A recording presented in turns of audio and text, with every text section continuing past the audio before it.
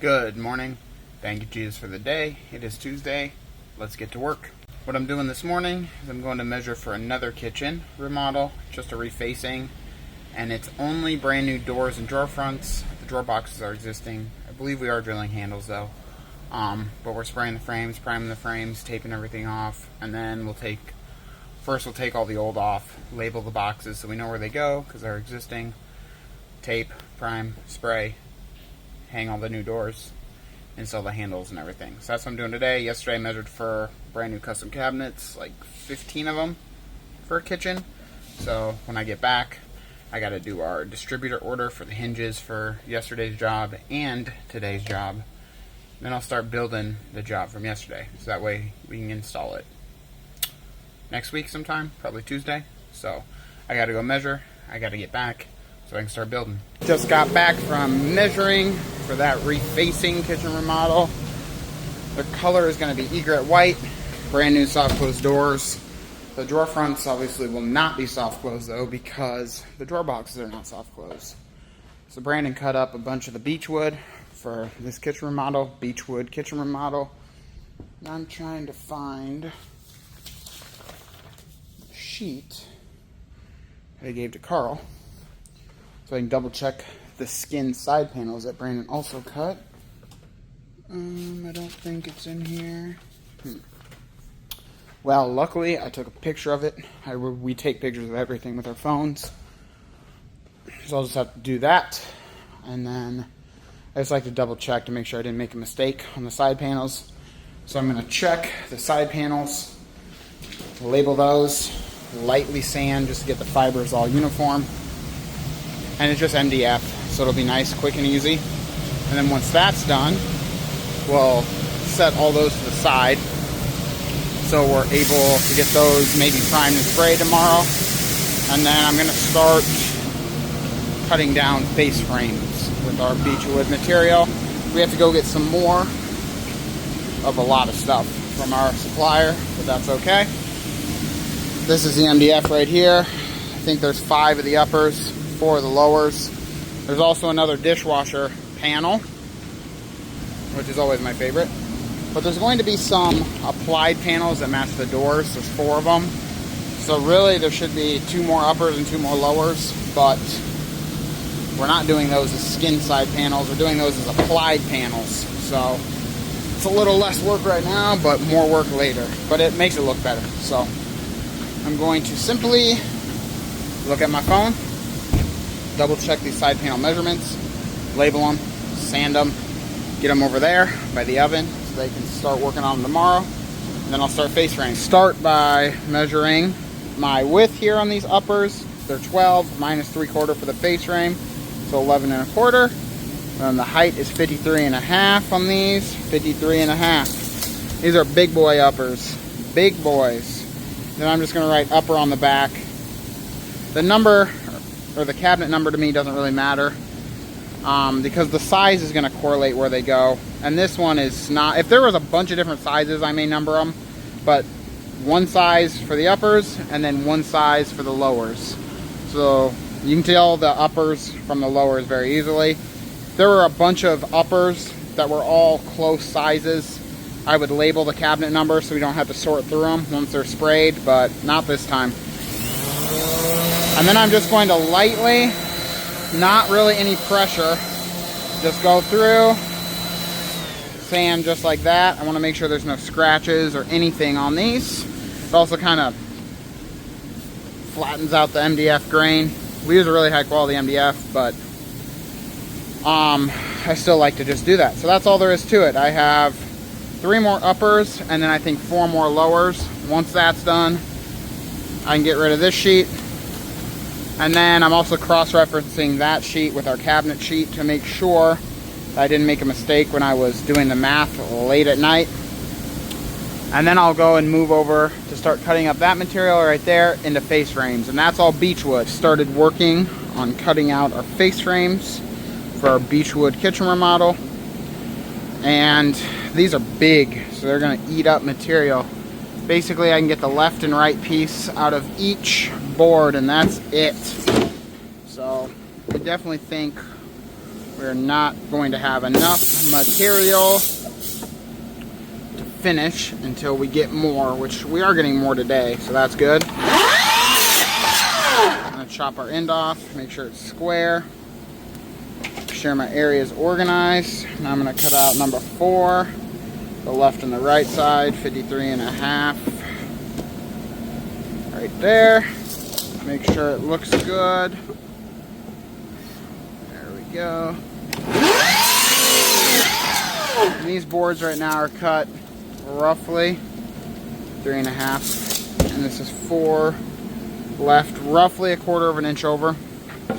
Sometimes hard to get a perfectly straight cut. I mean, they're really close, and you can do a really good job. But the big 10-11 inch wide board, I want this to be as accurate as possible. So what we do is we cut them 1 3/4 ish there, pile them up, chop them down, and then we'll run them back through once they're in smaller increments and get them about a 32nd over 1.5 inches or whatever we need them to be.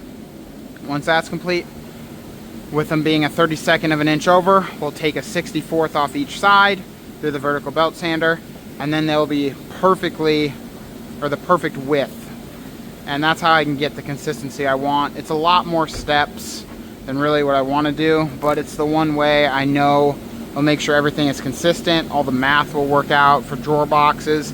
Everything builds off of the face frame, so if you're even a 1/16 of an inch over, or even a 32nd of an inch over, it can be a big deal, and I don't want that. So this is the way I found that works for us. And sure, it's a lot of extra steps, it takes a lot of time, but it's one way I know to make sure everything adds up at the end to what it needs to be. There we go. 53.5, the hair over. Take a little bit off. There should be 4 right. So there's only 15 cabinets, but it's going to eat up quite a bit of material just based off the length, or the height rather, of the uppers. Like this board I really can't use for the left or right side because there's that knot, so I'll have to cut it up and use it as bottoms or tops. Same here, smaller increments. But I'm about out already, and I've already done 4.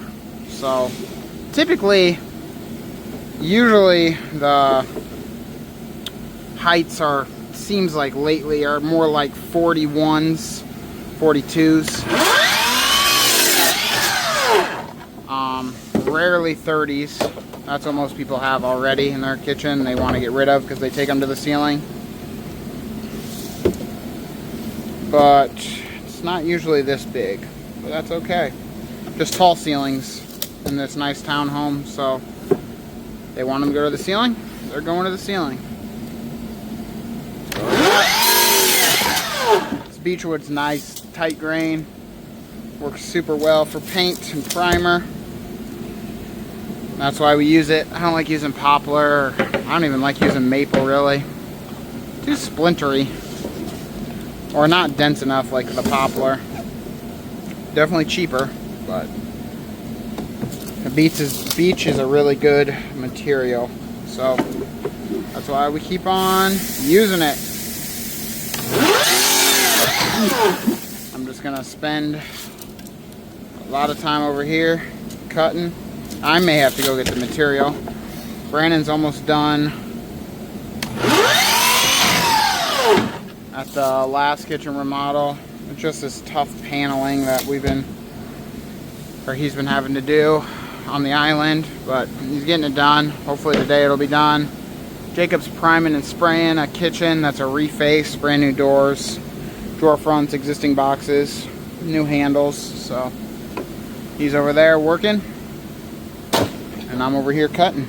All of the pieces for this Beechwood kitchen remodel upper face frames are now ready to get sent through the vertical belt sander, but I need to cut the lowers still, and I have 1, 2, 3, 4, 5, 6.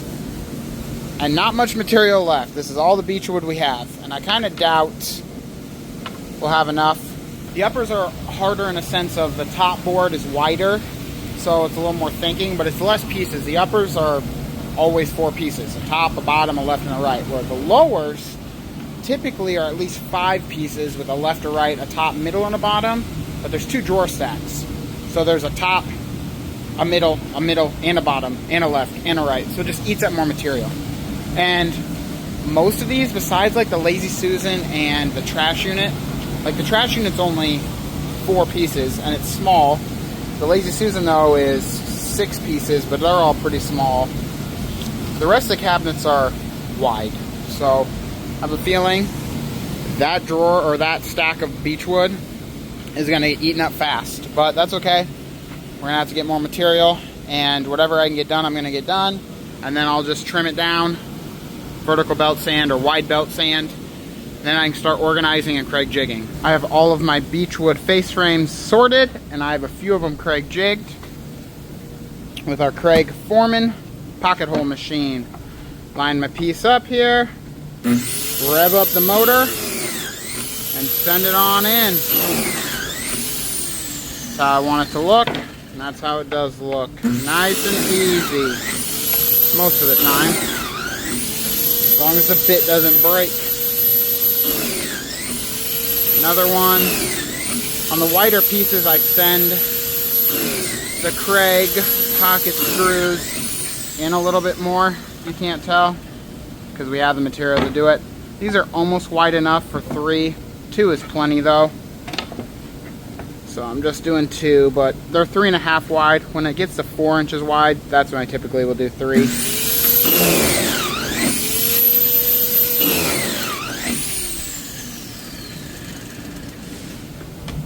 Yep, they're still good. I thought the bit broke. That would have been just sad. That would have been sad. I'm just going to be honest about it.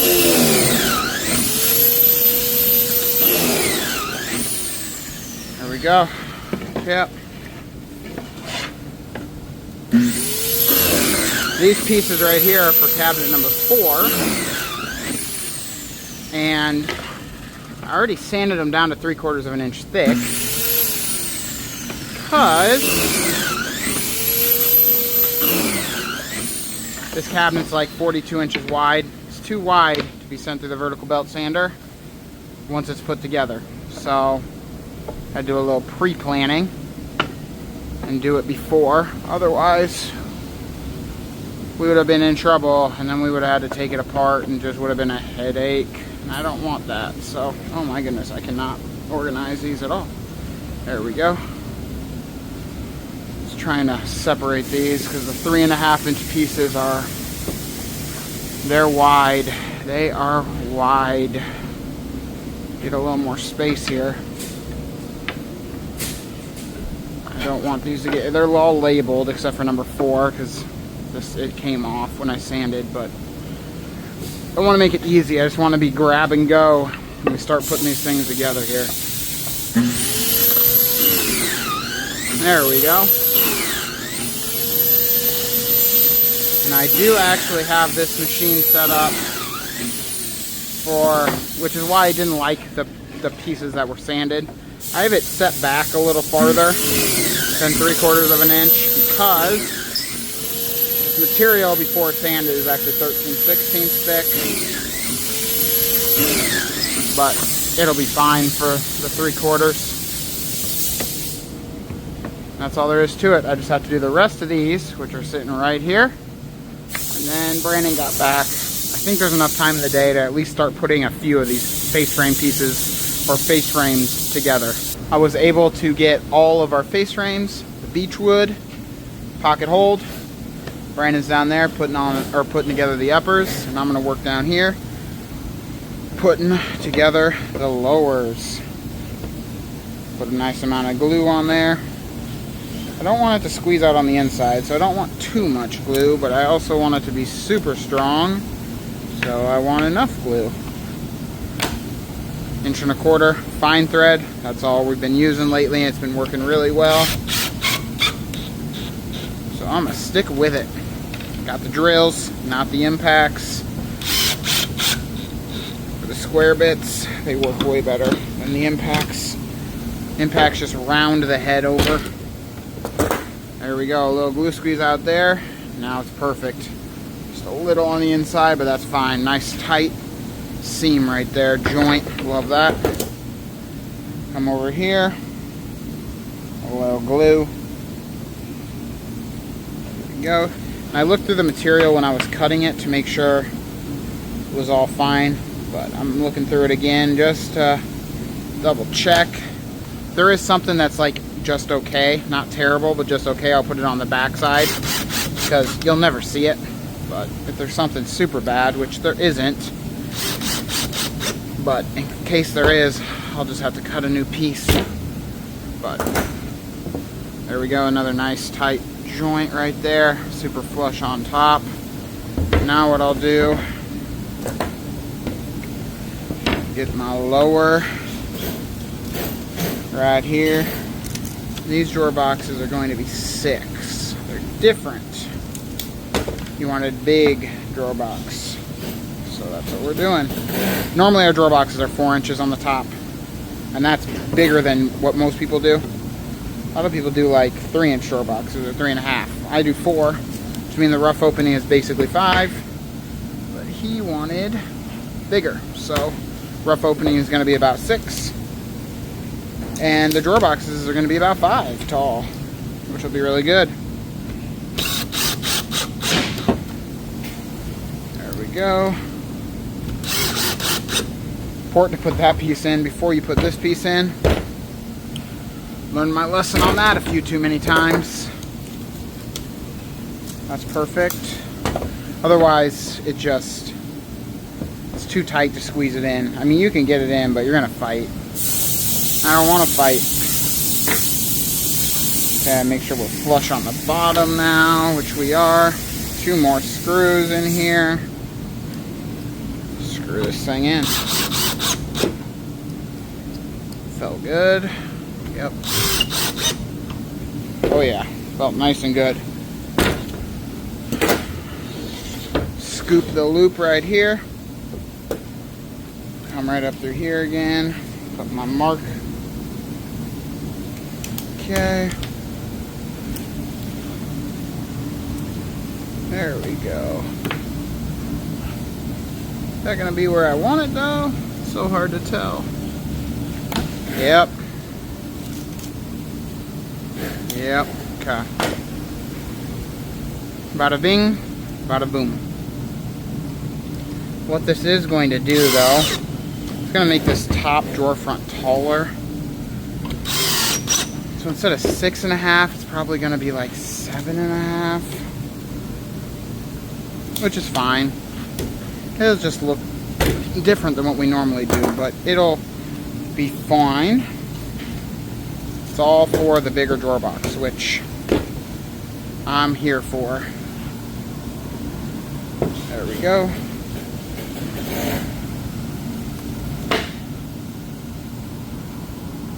Get that flush on the bottom perfectly. Tight, clamp, screw, glue, and repeat. Okay. Everything feels good. Then we'll double check them at the end, I think, but I want to make sure. Yep. It's 24. So, sanding the face frames, doing all that extra work, paid off. Make sure we're perfect. Okay. Set it over here.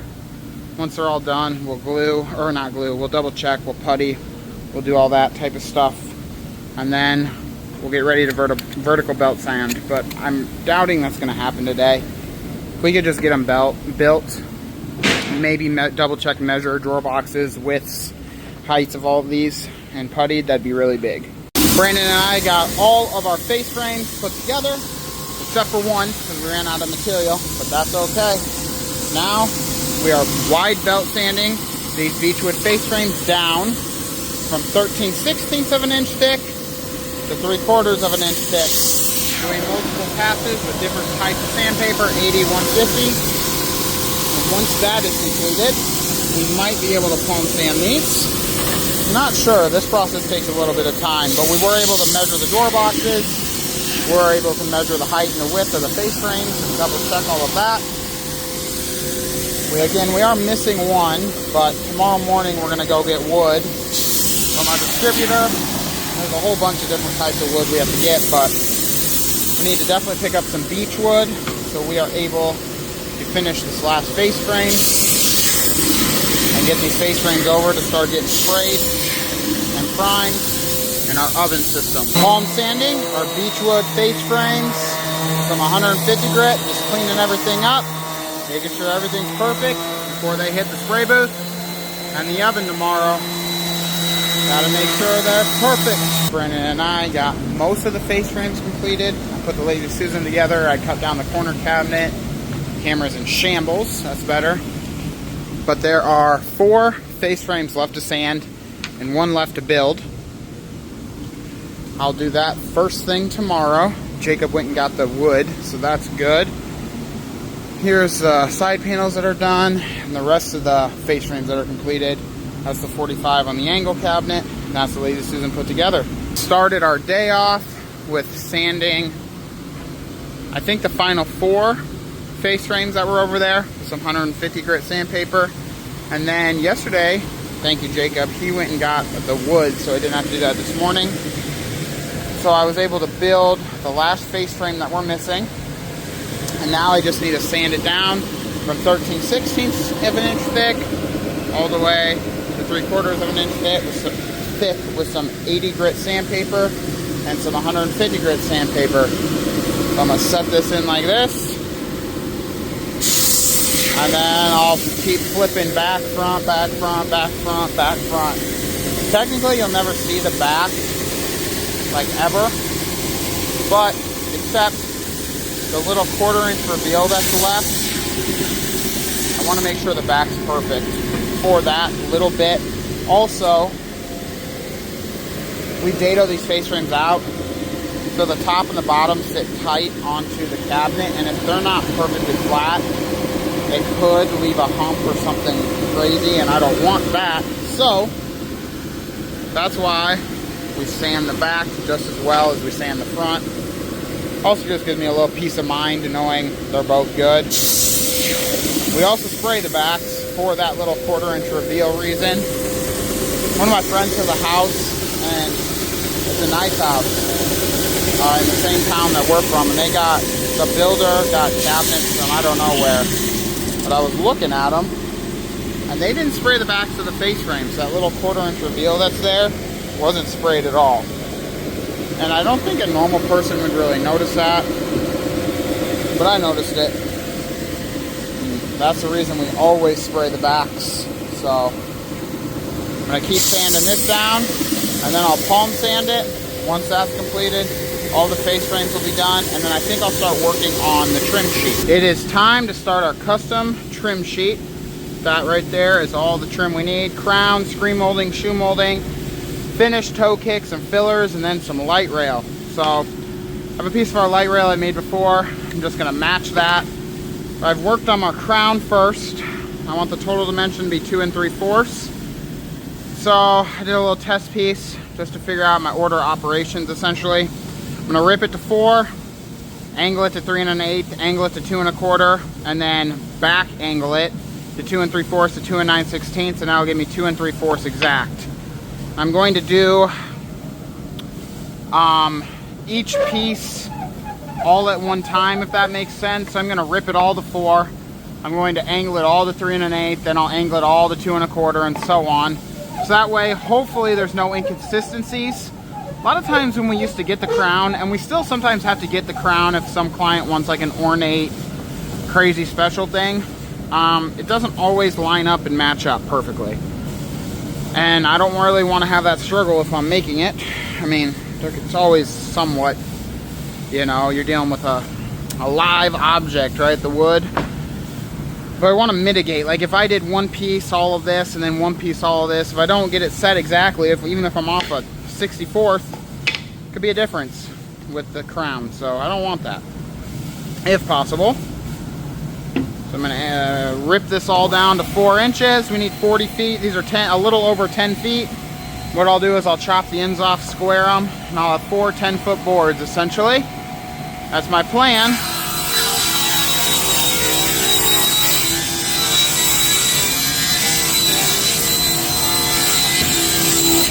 I have our dust collector on. And these little scrap pieces I'll use for some shoe molding and some screen molding.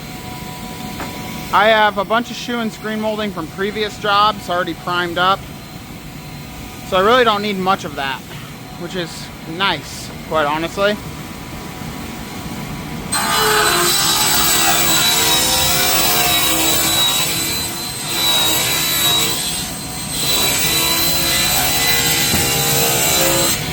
The shoe molding is determined by what's already in the house, and most, well, probably 95% of our jobs, the houses have 1/2 inch by 3/4, so we're just able to reuse what we don't use from other jobs, as long as it's painted. If it's stained, we have to remake, obviously.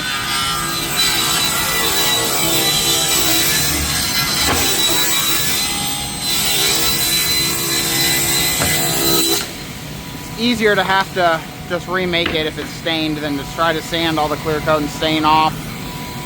But when it's painted, we'll just lightly scuff it and hit it with a new coat. We only really reuse it for maybe one job. That's typically all we do. I don't like to build up a layer of paint if I don't have to. I think I want this side. Get that bad knot out of there. I think that's the correct decision.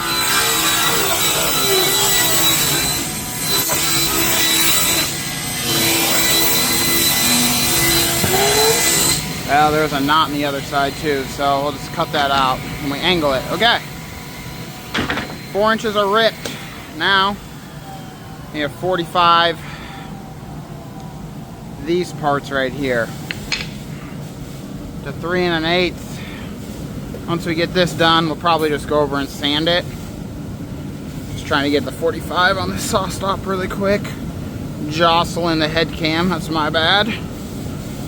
But probably just sand this, get it done with, and then we'll do like shoe, screen molding, fillers, get that done, toe kick, get it all sanded done, and we'll start fighting with the light rail. I dado this part out back here, so as hard as the crown is,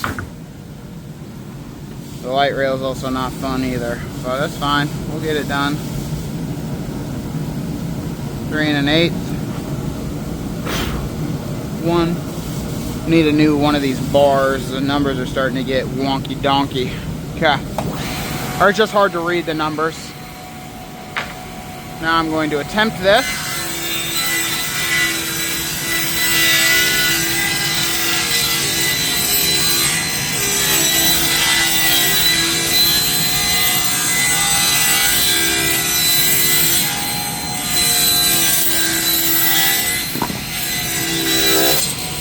I would much rather prefer to do this on an 8-foot board, but our supplier gave us 10 feet. Sometimes it's 12, sometimes, I mean, we can request it, but 10 foot's nice. It is what it is. I'll get it done either way.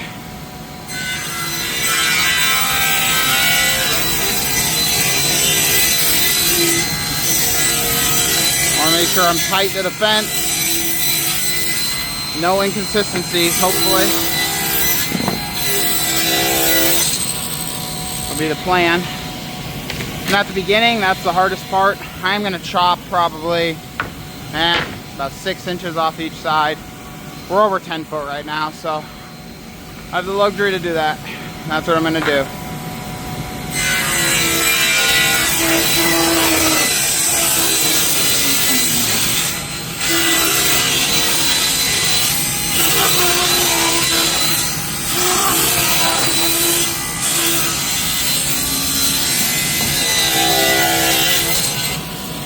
Bingo.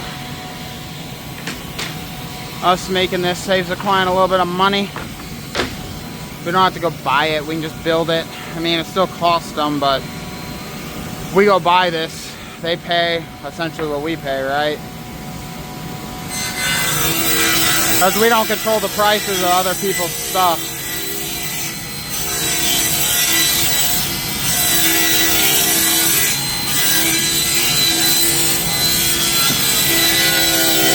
It's also nice just to know that we can do it and we have it. And we don't have to worry about it. Okay, so now that's done. Let's move our scrappities out of the way, even though they're kind of still in the way. Go down to 2 1/4. And quite honestly, I ripped these too wide. Should have ripped them less than 4, but it's what I did. It gives me a little leeway. So it is what it is. That is what it is too. Good thing that's getting chopped off.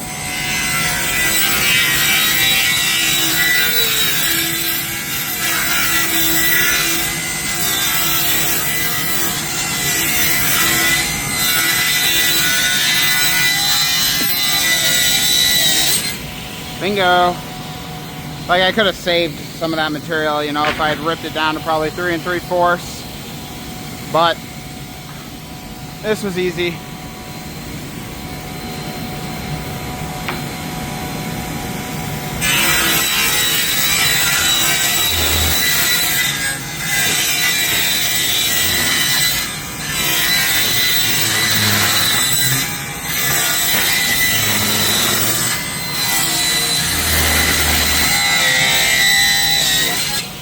Ten-foot boards are kind of pain in the butt, but it's all good. Making some progress here. Brandon's at the job, the shamrock job, the green doors that I've shown. He's installing all those right now. And Jacob is taping another kitchen right now, and he's spraying it actually.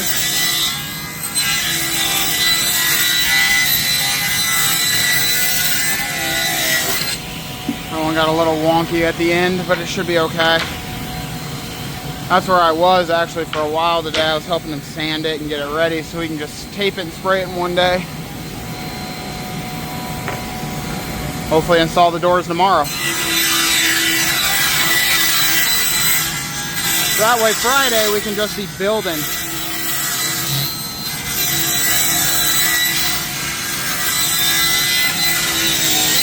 That way then this weekend, I mean, there's a million things I gotta do this weekend, but we can just get ahead, hopefully. Okay. Now, 2 3/4. So I'm going here. Someone come save me. Okay, right there I'd say I like. I'm gonna cut it back on the front here. Pray this goes well.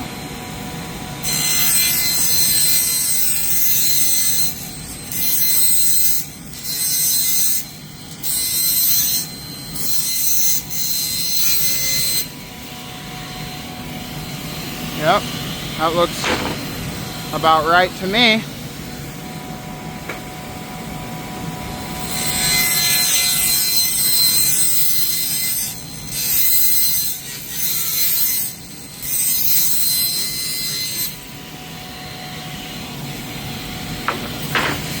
And how did I learn how to do this?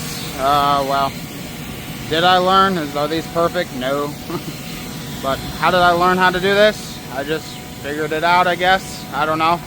We used to buy this, and I said one day a client wanted it in a smaller size, and I said, well, we can't buy it, but I think I can cut it down. Cut it down, and then I said, well, if I can cut it down, I can build it.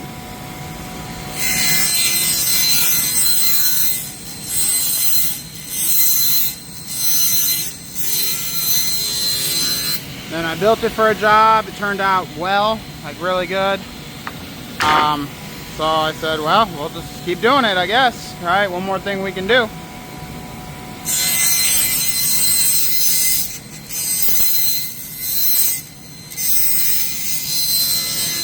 Any super ornate stuff, though, I ain't doing that. We don't have the stuff for it. But this, we can do this. Okay, let's do the other side now.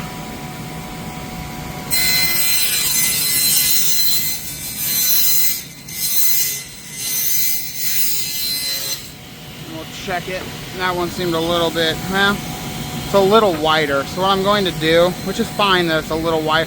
When we buy the stuff from the store, if it's perfect on 2 3/4, one side's always a little wider when we buy this stuff. So what I'll do is I'll mark it on the back.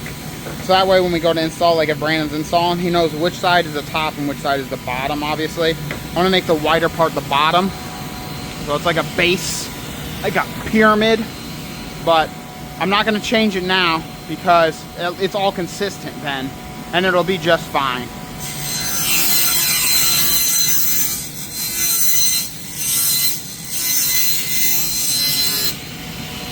Every board will be the exact same, so I'm really not worried about that.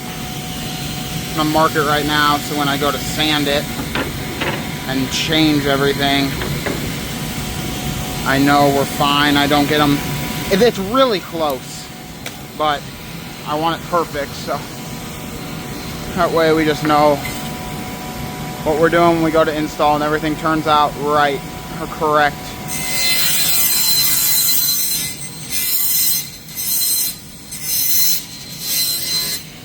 One thing I've been trying to do, I don't know why, everyone does it. Since I've noticed it, everyone does it.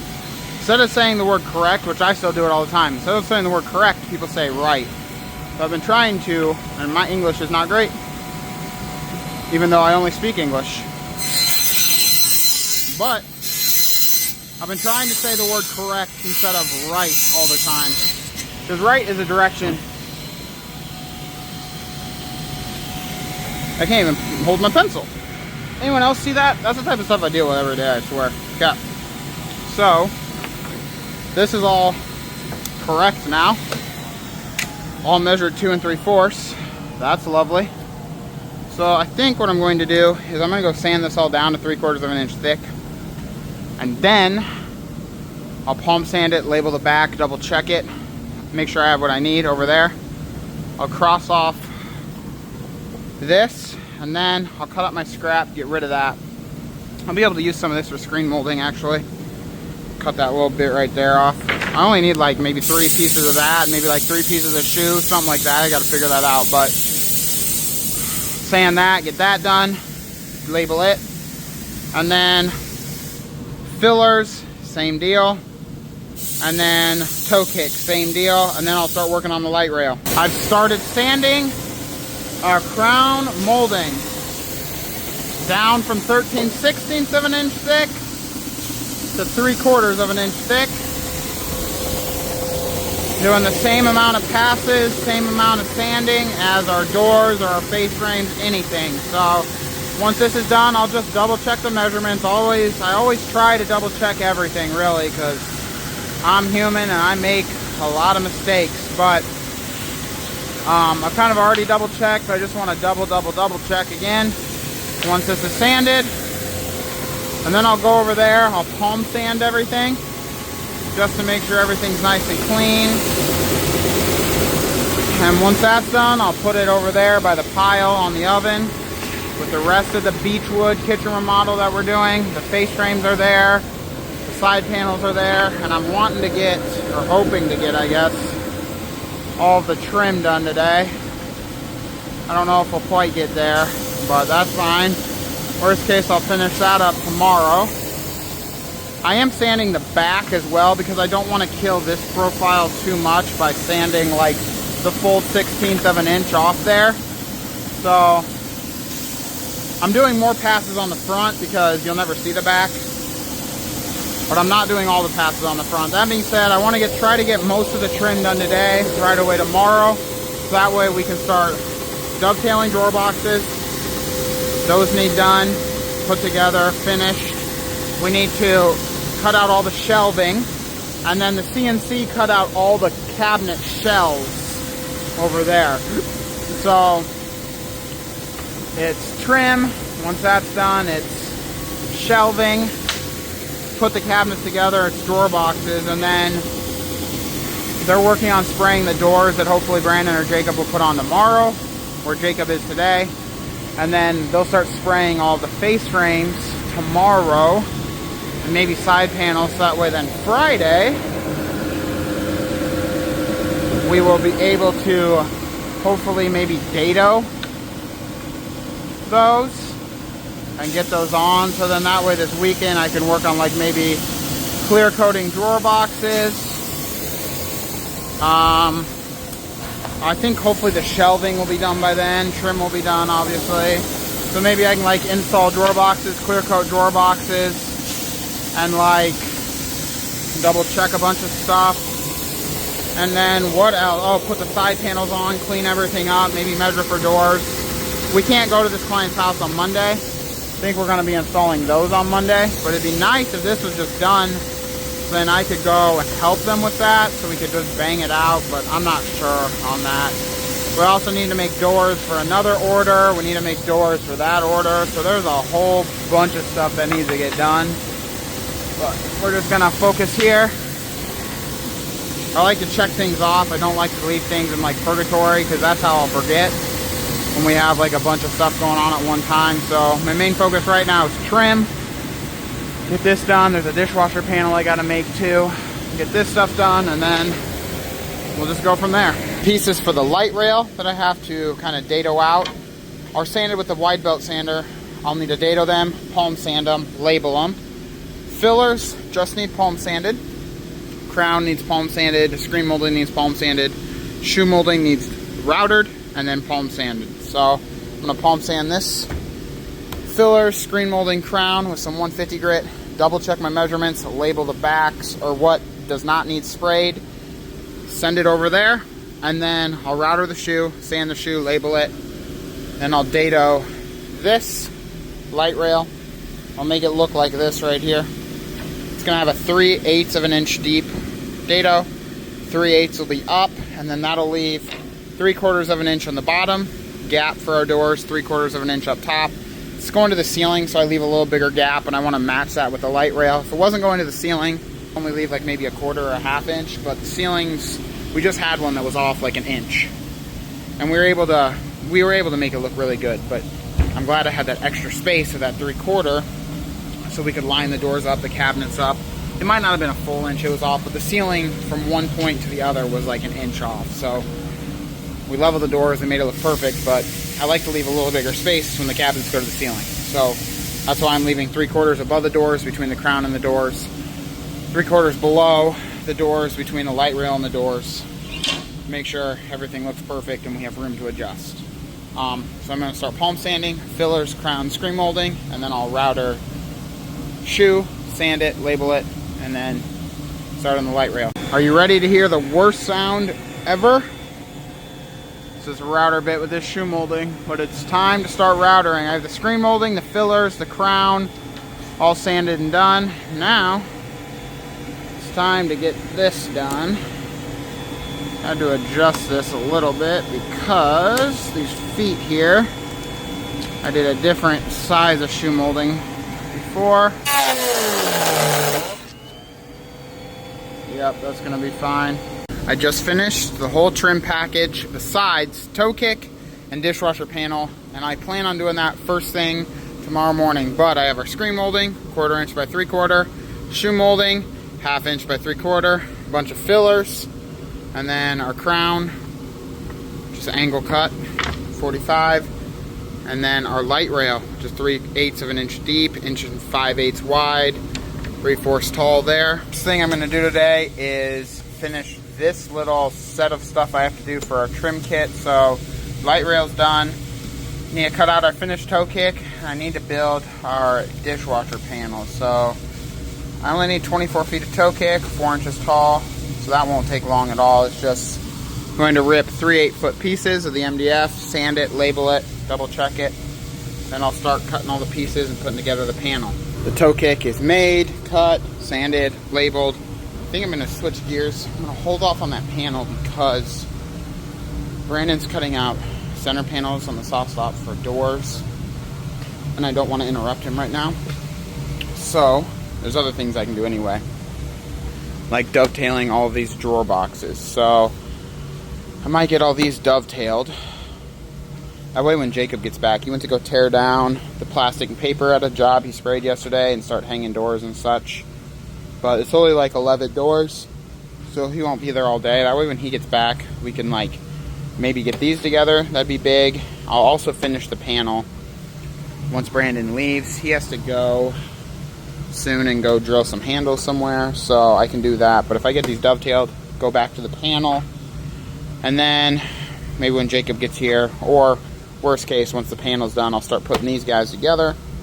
We'll just go from there. My morning drink, and now it is time to start dovetailing our drawer boxes. I have my dovetail set up for 1-inch increments, so this is typically what we do is we do even numbers. So this is a 3-inch tall drawer box. It'll give us 3 dovetails. The rest of these are either 5-inch tall.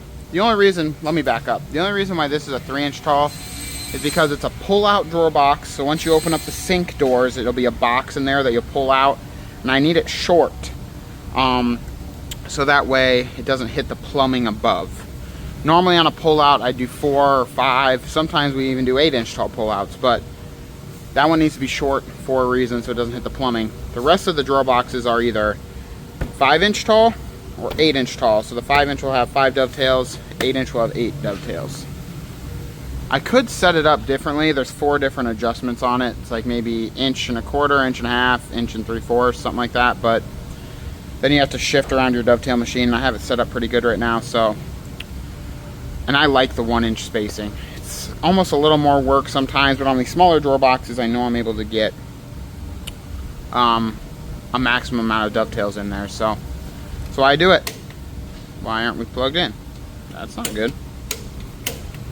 Ah, that's why we're not plugged in, huh? No good. Now we're good. Do a little climb cut first. Then I'll start going in.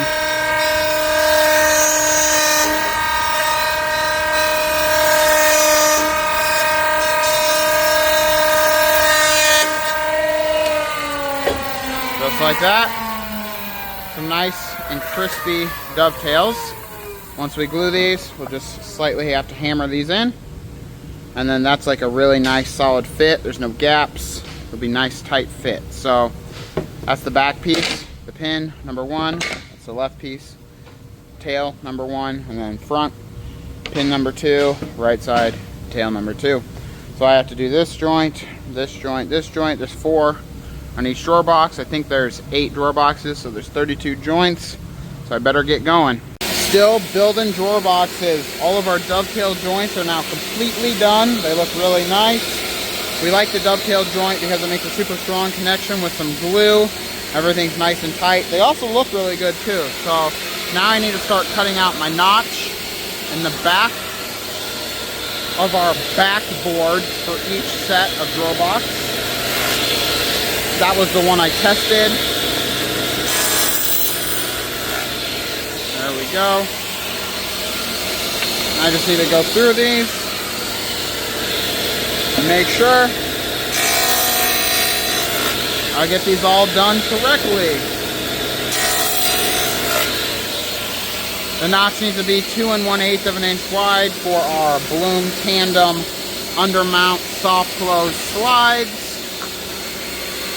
Once this is completed, then I will drill my hole in the back that allows what I call the little hook of the Bloom slide to grab so the box can't move up and down in the back, and then we can start putting everything together.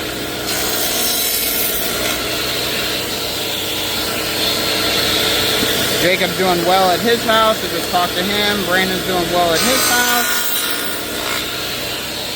Brandon's gonna go over and help Jacob when he's done, and then they'll come back. We'll start busting some stuff out. Carl called in, we need some shelving material, 3/4 inch, clear coat both sides, so we have to go get that. Because that's another thing I'd like to work on today. Kind of my game plan for today, hopefully, we'll see, is we can get these drawer boxes completed, done. If we can get, I still have to make that dishwasher panel. And then if we can also get the shelving done, that'd be really big. These bigger ones are kind of hard. That way then tomorrow, we are able to focus on building all of the cabinet shelves or parts for the cabinetry, putting all of that together, double checking everything, and then we might even be able to, they're spraying the Beechwood face frames right now, priming and spraying, and they're a color called Smokey Blue. They're sitting over there right now, they're just primed. So if we're able to get those, they'll have them done like a good amount today, which is awesome. Oh goodness, don't do that. That was almost bad. Tape measure's fine, eyes are fine. Let me focus really quick here. But if they're able to get the face frames done, then once we have all the cabinets put together, we'll start datoing face frames. So tomorrow I'd like to get all the cabinets put together and dado all the face frames. And put the face frames on. That way then this weekend, I can hopefully like clear coat drawer boxes, measure for doors, install drawer boxes maybe. What else? Just double check everything. Have all of this ready hopefully for Monday.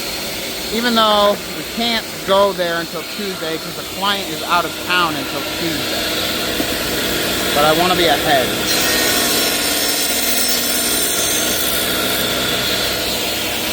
That should be fine. Get this down here. There we go.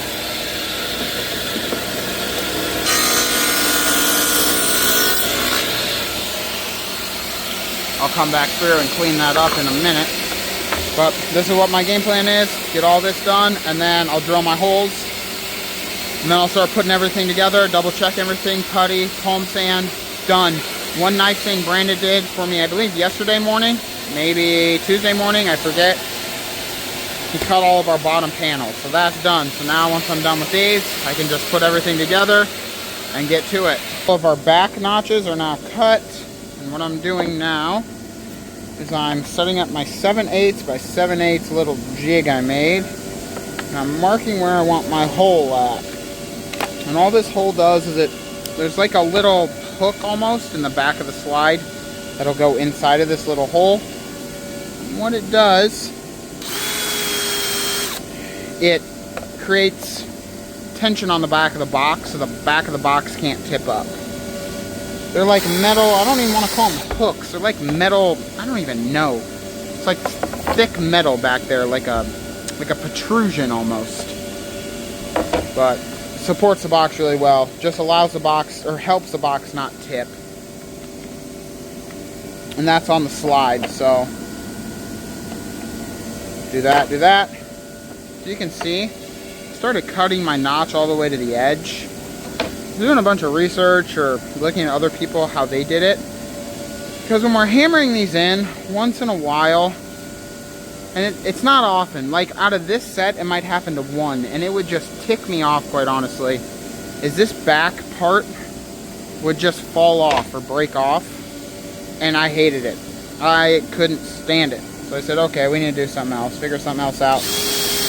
Watching a bunch of videos and doing some looking at other people's stuff, and I noticed they just cut it off. They just get rid of it. So I said, well, that's what I'm gonna do. We started doing it maybe last job, and it looks fine. It doesn't look like a mistake, so that's why I'm okay with it. It looks clean, it looks straight, and it doesn't look like a mistake. So that's why we're doing it now. With that piece of material on there, I think it looks better. But if it breaks off, and typically out of 8 drawer boxes, one of them usually do, it looks terrible when it breaks off. It just looks terrible. And the client never sees it because, quite honestly, the slide pretty much hides it, honestly. But I know it's there, and I really do not like it. So we started doing it this way, and it makes it It's not 100. 100 out of 100, or 10 out of 10 would be to leave it. But when it breaks off, it's like a 0. So this is like, I would say this is like an 8 out of 10. And I'm okay with that. It looks pre-planned and like there was thought to it. So that's why I'm really okay with it. CNC's cutting out, I believe, the last of the cabinet pieces. And I'm going to start putting together these drawer boxes. I have 7 of the 8 drawer boxes all put together. I'm going to work on the last one right now. Once I get this done, I will putty. Don't really need to putty, but I do it just because I think it makes it look a hair nicer. And then I'll palm sand, get everything perfect. Whoa. Once that's done, I will double check the measurements, label the drawer boxes, where they go within each cabinet corresponding to the cabinet name that I've already named for them. Like if one cabinet's to the left of the stove, I name it left stove. The same thing for the drawer box, so we just know. This order isn't that big really, but it's only 8. It's an average size, which is good. But sometimes we have, like, the last 2 jobs have been like 21 and like 19. So when you get that, and they're all kind of the same size, it's very easy to not know where they go. I mean, you can figure it out, but if you just look underneath, and you just don't have to waste time. When you're putting the clips on, with the box turned over, the label is right there, and you'd be like, okay, goes right here, done. So I'm gonna do that, and then we shall, if I can get that piece of wood out, there we go. We shall be done with these. I think I'll make myself a nice dishwasher panel.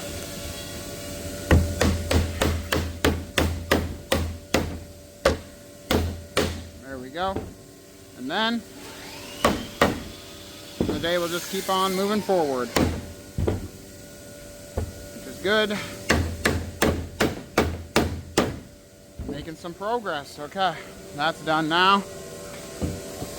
Clean up my workstation really quick, and then I'll putty, palm sand, double check, and then I think I'll move on. Sadly, I'll move on to the panel. Start sanding these drawer boxes down with some 150 grit. I just want to clean everything up, make sure everything's perfect before we clear coat them. All I'm doing is just making sure the dovetails are perfectly flush, which they, for the most part, they are. I just want to make sure they're super good. I also want to almost burn in or slick out the end grain. I don't want it like fibrous. I want it nice and smooth, just like that. And then once we blow it off and clear coat it 3 times, these boxes will light up and shine. I'm sanding down with some 150 grit sandpaper our final drawer box, making sure everything's perfect, getting any of the saw marks out, burn marks out, making sure there's no machinery marks.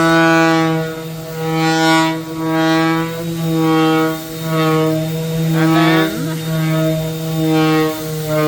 once I have this done, I just need to double check the last drawer box, put this drawer box with the rest of them, and I can finally start that dishwasher panel, which I've kind of been putting off.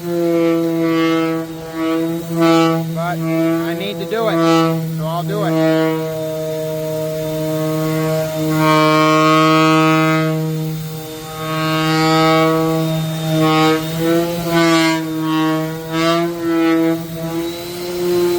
Run over the router part really quick, make sure it's all perfect. Make sure there's no chatter from the router. There we go. Now just double check, make sure our holes are in the back. Yes. 20 and 5/8 by 21 by 5. 20 and 5/8 by 21 by 5. That's done. Let's put this away.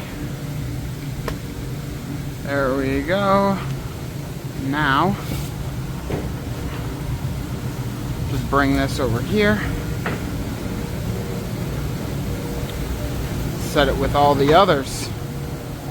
They're sitting up right here. We can take a look at the face frames too. Put that right there. There we go. Those are all ready to go, ready for clear coat. That's how the Smokey Blue's turning out for our face frames. It's a really nice blue. I like this blue a lot. It's not too dark. For a full kitchen, sometimes blues are too dark, but this is a really nice blue.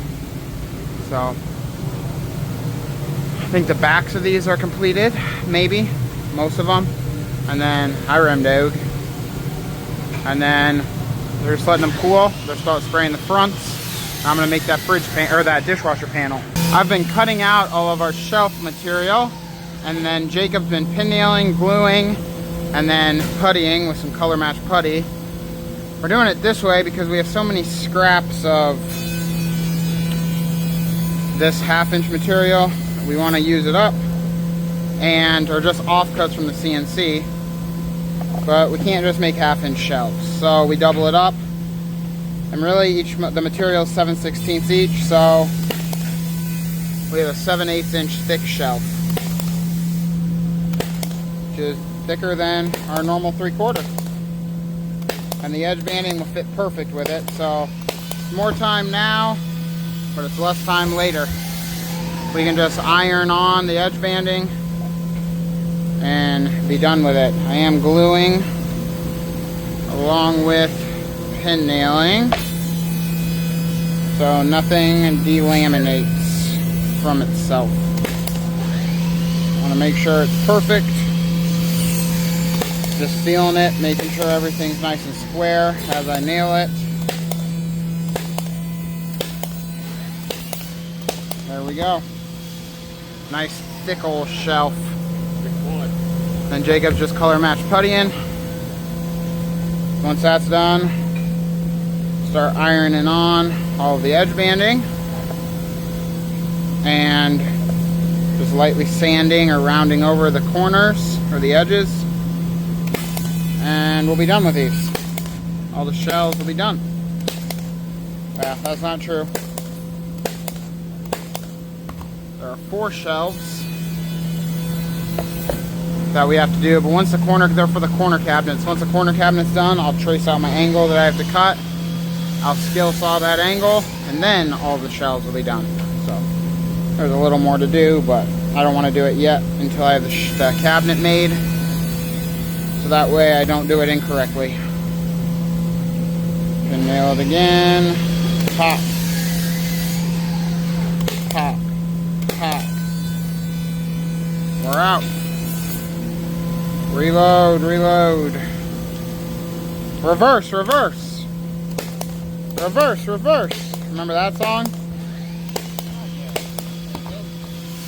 There it is. 4 more shelves to do right here. And then we'll start edge banding. Jacob's ironing on all the edge banding. And I'm trimming. And I'm sanding. Give it a nice little round over. Jacob just stole the scissors. Nice little round over here.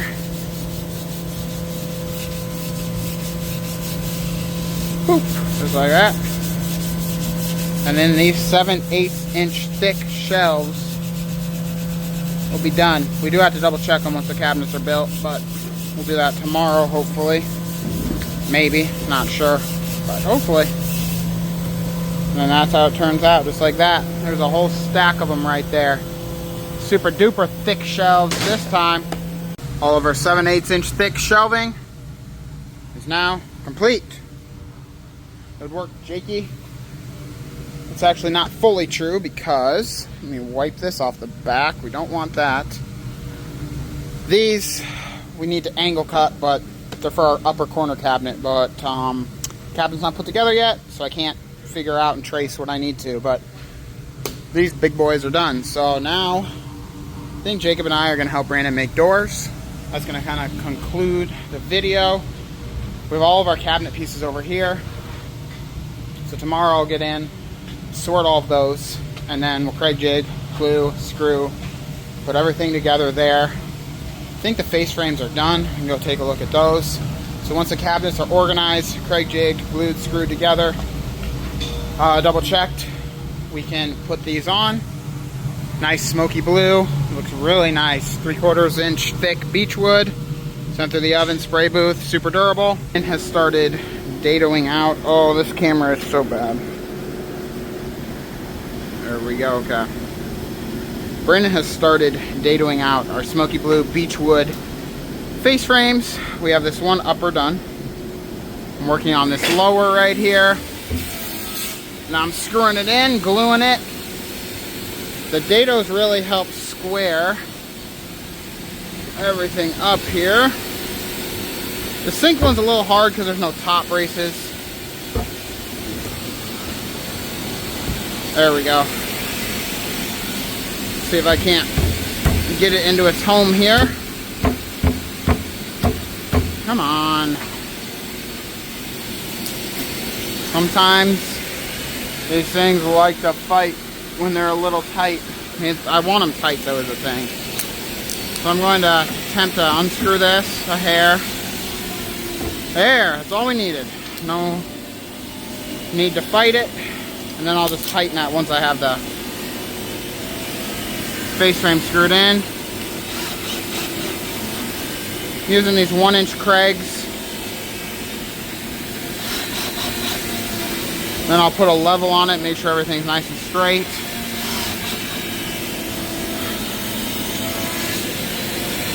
We dado because it helps, well, the main thing it allows us to do is allows us to spray everything ahead of time. So we don't have to put any brad nails or fasteners through. Why did that one kind of pop? Oh my goodness, I'm gonna have to fix that later. That is not good. Luckily, we do our own painting and everything, so it'll be fine. But that's so annoying. Okay, anyway, we do our own, or we do the dados, so that way we don't have to brad nail anything. Everything just sets in place, becomes square. Then we can glue or glue and screw it all in. So I like doing dados. It also makes a super strong cabinet. Everything's dado. Dado there, dado there, dado there, dado there. Dado everywhere, right?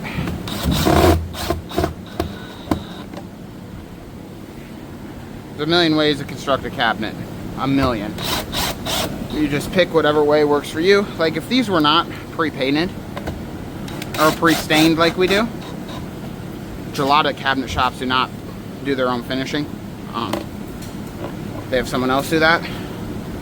I probably would use the brad nail method, maybe. Which might still data. But okay, where's our?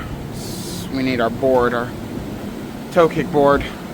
But since we do our own finishing, and they're finished before, because it makes it way easier, obviously. We need a way to attach everything. So I use contact cement on the side panels. That's why when we're doing applied panels, like for this one, so I have our side piece. There's no 1/4 inch reveal. It's gonna be flush. We'll attach our side panel right here. That'll look like a door, and I'm gonna screw it in from the inside. So we just need to think of ways to build and fasten that doesn't leave holes or things like that. It can be a little trickier, you know, because if you're finishing it afterwards, you brad nail it in and putty it and sand it, and you'd be golden. That's not what we do. So I want to make affordable cabinets that everyone can get, but still really nice, strong cabinets. So we get made fun of sometimes not. I mean, there's people that defend us a lot, actually. Not that we need defending, but we use a 1/2 inch material. But with all the dados and all the glue and all the screws, I mean, I've counted one time, there's like 40 to 50 screws in one cabinet, along with everything dadoed and everything glued. These things, we've never had a problem. Been doing this for a long time. But we do the 1/2 inch because we can do 3/4, and we do 3/4. Just sometimes clients don't want to pay for 3/4. It's just more expensive, right? And if you have a family, everything's already way too expensive, that like materials and everything. If you have a family, you have other things to pay for. You may not want to be spending everything you have just for the kitchen, right? So if we can make a super strong cabinet that's 1/2 inch material that saves you money, why wouldn't we? So that's why we do it.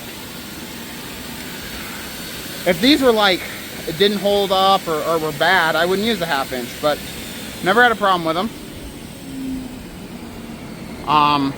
They're super strong, man. I mean, again, there's like 40 screws, glue, dado. That's why we do the 1/2 inch. So we can do 3/4 though. If you want 3/4, we can definitely do it. This door on this van is busted, so we have it all ratcheted in. Works well, but we're getting it fixed, but not today. Putting these little triangles in for our sink cabinet right now, because if you put our braces that we normally do, 1, 2, 3, 4, 5, 6, we need 2 more, 7, 8. We put our braces we normally do, the countertop company just has to cut them out to put the sink in, or the countertop in for the sink, the braces, so. But all the other cabinets, we put those runners or stretchers or sleeper boards. And we do that because it helps square the cabinet up. It's no real support. The support is transferred down into the flooring. Look at it. Yeah, here, let me screw this in.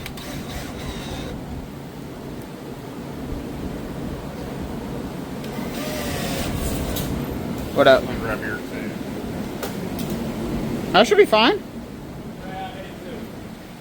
We normally want this to be exact, yeah? The depth? Yeah. That should be fine. Yeah. That's good. Okay. That'll be fine. It's going to squeeze in a little bit when I tighten it.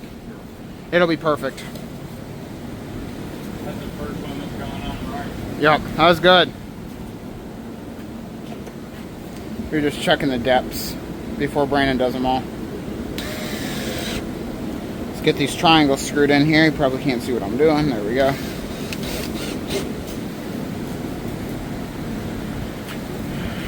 Once these are in, I'll move to the next lower. My plan of attack here is I want to start crossing things off the list.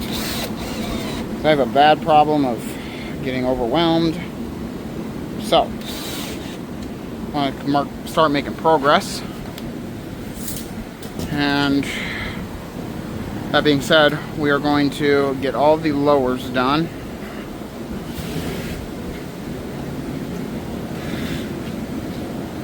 If I put these all on the same way, yep, good. I want to get all the lowers done. Once all the lowers are done and on, double checked, good to go, then we'll move on to the uppers. But I want to get one thing at a time done. There's not that many lowers. I think there's 6. So next candidate's right here. First step here. Let's put a little glue in these dados. Don't need much. Now, I'll move this big guy. This one does have a shelf, so I will need to double check that. But I probably won't do that until I do the shelves for the uppers. There's only one lower shelf and it happens to be at the bottom of the pile. So I don't want to ruin something just trying to get to this. So I definitely will double check it. But it's going to be when I double check all the upper shelves. I like to just double check them just in case something went wrong. It's not that hard to inch monster something, I mean, or miswrite something. Because what I do is the CNC will tell us what to cut. And it makes like a cut list sheet. That's really nice. But I rewrite it. on one page instead of like this one had maybe 4 pages.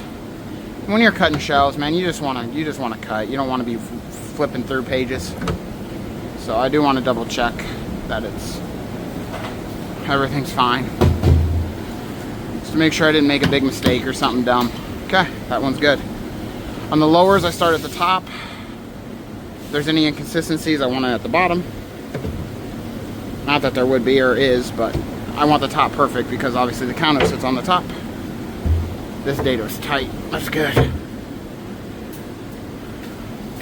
We're on the uppers, I start at the bottom because the top technically is covered by crown, some form of crown. Whether it's a trim or a real crown, it gets covered. So if there's any inconsistencies, we put it up there.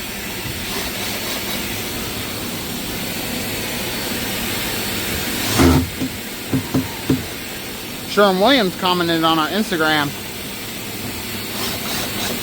It's amazing. Thank you, Sherwin Williams. Posted a picture showing this color. I asked, do you like this color for a cabinet color? I do. It's a nice blue. It's not too dark, which is nice. Sometimes if your whole kitchen is a blue or a green, it can be too dark.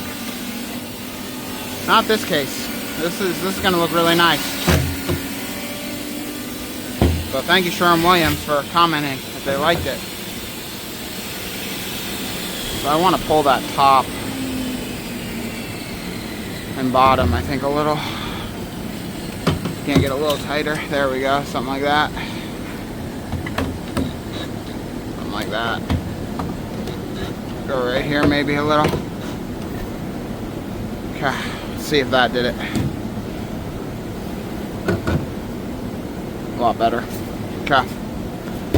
Now I do the bottom. Bottom, bottom, bottom. Can't you see? There we go.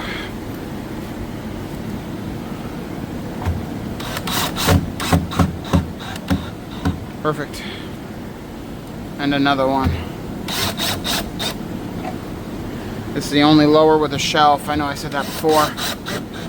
All the other ones on this job are a sink, no shelf. 2 drawer stacks, no shelf.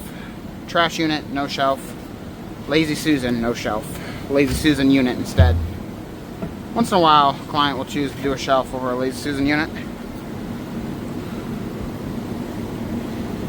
I think we're switching to the wood ones. I'm in the minority. I like how the plastic ones look. They're not cheap plastic. People are like, oh, it's cheap plastic. It's really not. It's like a super thick, heavy duty, like industrial plastic. I think it looks cleaner than the wood one, but I'm definitely in the minority, so I think we're switching, which is fine. Which is fine.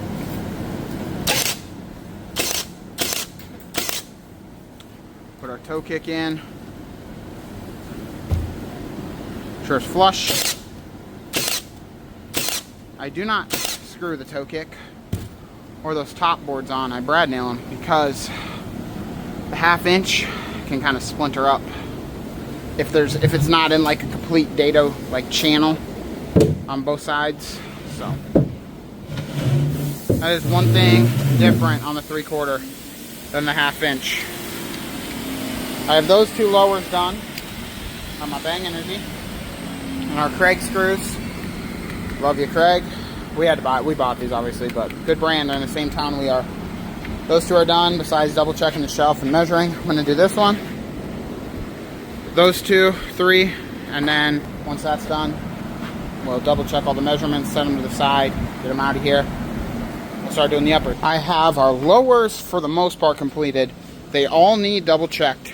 They should be correct because the shells lined up with the face frames, but double check them. And then I want to double check this shelf. There's a shelf right here, double check it. Make sure it works. We have a trash unit I want to install there. And then 1, 2, 3, 4, 5, 6, 7. And then there is a drawer box, a pull out underneath the sink. It'll work with the plumbing. So 8 drawer boxes I want to install. We don't have the Lazy Susan. We'll have to install that on site, but that's okay. So that's what's left on these. Besides, obviously, putting the skin side panels on as well. Uppers, I'm starting to screw in. Brandon has them all dadoed. This one is going to have this goes above the microwave. He requested the client a pan divider. Brandon's working on that. This cabinet right here also has like a kind of a pan divider in it as well. It's not all the way up, but there's a little bit of a pan divider in there. So I'm going to put all these face frames on. Brandon will kind of work on that. I'll help him. Work on that. I'll help him. We'll get all these on. We'll get our bottom skins on. We'll get all these laid out in the orientation, put on the bottom skins, and then that is done. I'll probably like measure for doors, double check shelves, and then we can go drawer boxes, skins, clean out, trash unit. Hopefully get this all ready for tomorrow. We're trying to make some progress here on our uppers. Come on, come out of there. So our first thing that I'm doing is, well, not first thing, but one thing I'm doing is I'm getting our pan divider into this cabinet. This bit's gonna be too long, isn't it? Yep. And I don't have our specialty drill here. Jacob has it. So let's see what I can do. I actually do have the specialty drill here, but the attachment I really need has a bit inside of it that I got stuck in there, so that's always fun. And I've tried everything to get it out and it won't come out, so. But the lower part is flush, but since this upper part is so tall because the crown molding is pretty big, I have to put like a dummy board here before we put our, oh goodness, our top pan divider board. That's what we're building right here. Come on, brother. It's pretty good. It's in a little bit, but it doesn't have to be perfectly flush. I think I prefer it to be in a little bit. It'll give it a little more support. I just want it consistent, which it's feeling pretty darn consistent, so I can live with that for sure. Oh, come on. They make that attachment for a reason, and I just don't have it. Or I can't use it, so it's a little annoying. It would make it so much easier. There we go. Okay. That part's done. Now, needed a lower part. Kind of want to make sure it's squared up here. Probably should have done the lower part first, because how am I going to do this? That one looks really good. You know what? It's so hard to frickin' tell. That looks pretty good too. I'm gonna go with it here. There we go. Yeah. Now let's actually see. All these crags will be covered up, so it's fine. Yeah, that looks good. There's a gap consistent all the way through and through, so, and it's the same size. That's good. Okay, I don't think I mentioned this yet, but it's another like 100 degrees, 100% humidity in this state. Good old Iowa. But what are you gonna do? Stuff's gotta get done. Okay, I think this is the first pan divider I put in an upper. I don't exactly know how this is gonna work out since the depth is, I don't know, a little wonky, but this is what the client wanted, so we're definitely doing it for him. Definitely doing it for him. It's not really too difficult to do, it's just another thing we have to do. If that makes any sense. There we go. Could have just screwed this from the outside and Craig the top, but I just did it. Craig did all. And then the next two pieces that Brandon just dadoed for the middle pieces to slide in and out. We need them to slide in and out. One, so if the client has something wide, he can make a wider spot. And two, we need to be able to get a drill in there to attach it to the studs. So that piece will go there, that piece will go there. They will be edge banded. And then we'll measure for these boards. There'll be 5 of them. They'll all be edge banded. So Brandon's doing that. I will hold off on this. And then, because I need to edge band those. And then I will finish this cabinet, get it out of the way. I think I'll have Brandon start screwing some more of these in while I'm edge banding, which should work out pretty decently. Once they're edge banded and in, those two pieces, our top and our bottom, we'll measure, Brandon can cut, and we'll go from there. Okay, Brandon, I think what I'm gonna have you do, if you just finish screwing, line up pretty good? Yeah, I'll let this work.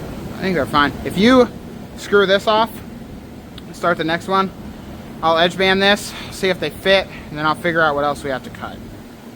Then, it's just that side that needs it, right there. Here's screws right here, Brandon. Should have edge band this before I had you dado, but I just got to trim around it, which will be fine.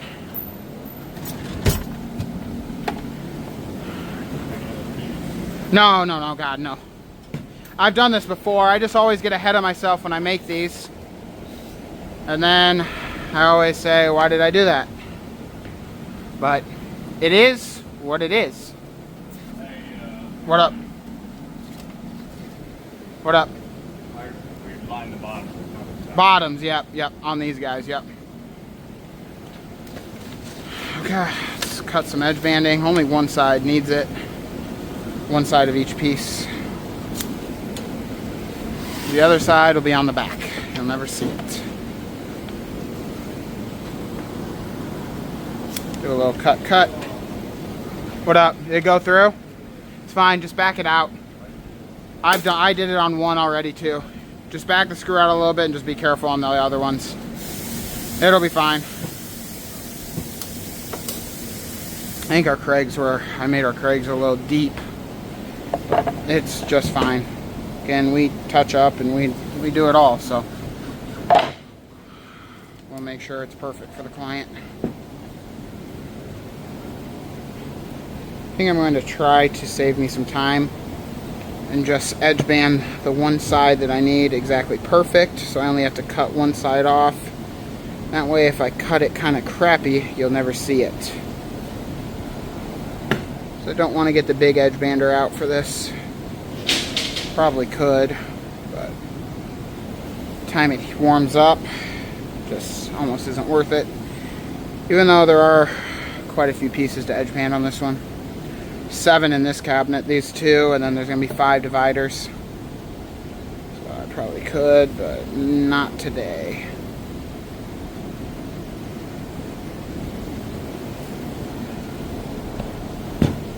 Okay, there we go. Money, I think. Getting these nice edge banded up. Then, this is what I was talking about. We could have dadoed these and the blade would have cut. But I didn't do it that way. Remington! The dang dog, dude. Okay. She's doing her job, I suppose. She's protecting. I'm not sure what she's protecting us from, but protecting us from something. Okay.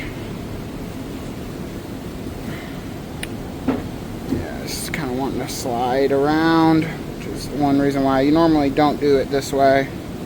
Just got to be careful. Okay. Where's my scissors?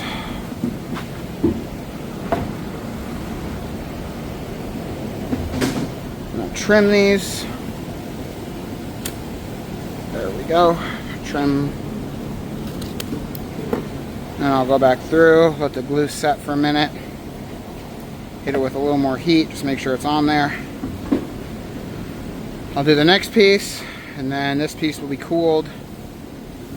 So I'll be able to cut it, cut out my little dados, and then what I'll do is I'll just simply brad nail this piece. You have already inserted this one, the top support strut. That we cranked already. What are you talking about?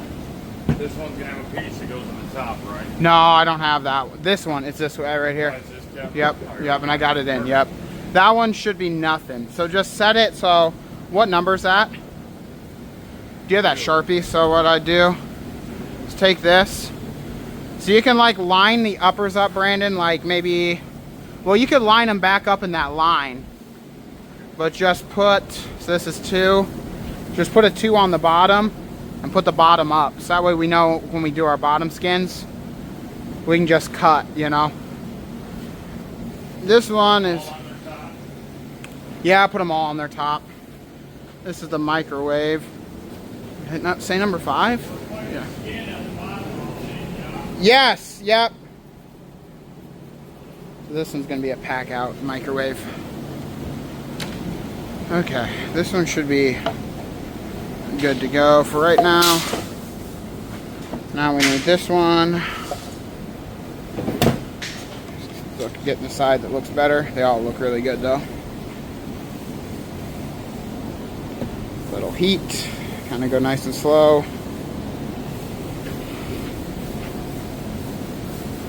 Just feeling as I go, making sure it's lined up.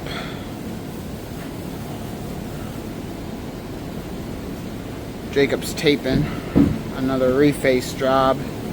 Existing drawer boxes for brand new doors. We built those. That's why we're not behind, but we were way ahead on this job. But then we had to build the doors.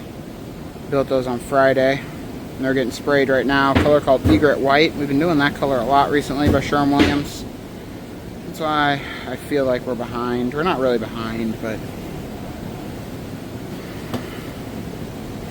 just had to get those done. That was important to get that done. Okay, so trim on that. Yep. A little trim on this. Yep. Okay.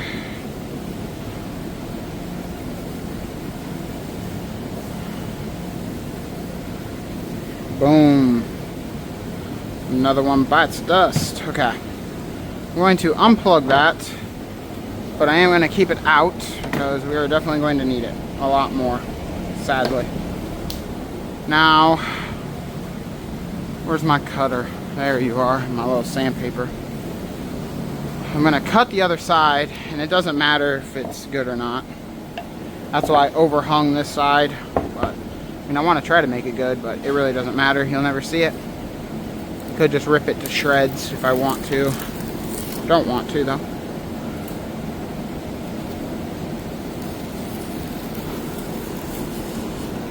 Okay, that's pretty good for it, I think. It's always this extra pass that gets me. Okay, we're good. Now, just sand it, round it over. I think it just gives it a little more finished look, round over. Oh yeah. Clean the front up. Now this is where the rubber meets the road. If I can do this good. Gotta get me a knife. Right here. Going to attempt. This is where I should have just had this dadoed out, but I didn't. It'll be fine. I've had to do this before and it turns out good, so just do it again here. Perfect, I think.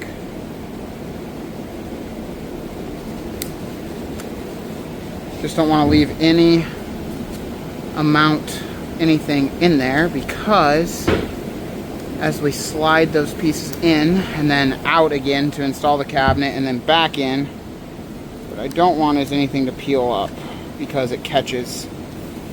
The glue on this edge banding is strong, but it can come apart if you go crazy or do something crazy to it. So get this out of here like this.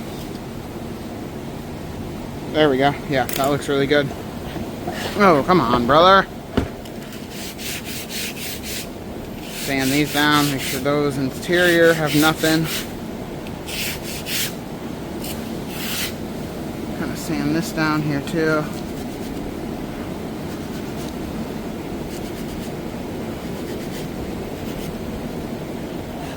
we go. Looks good. A little bit of sweat on there. That's okay. Sand all that right off.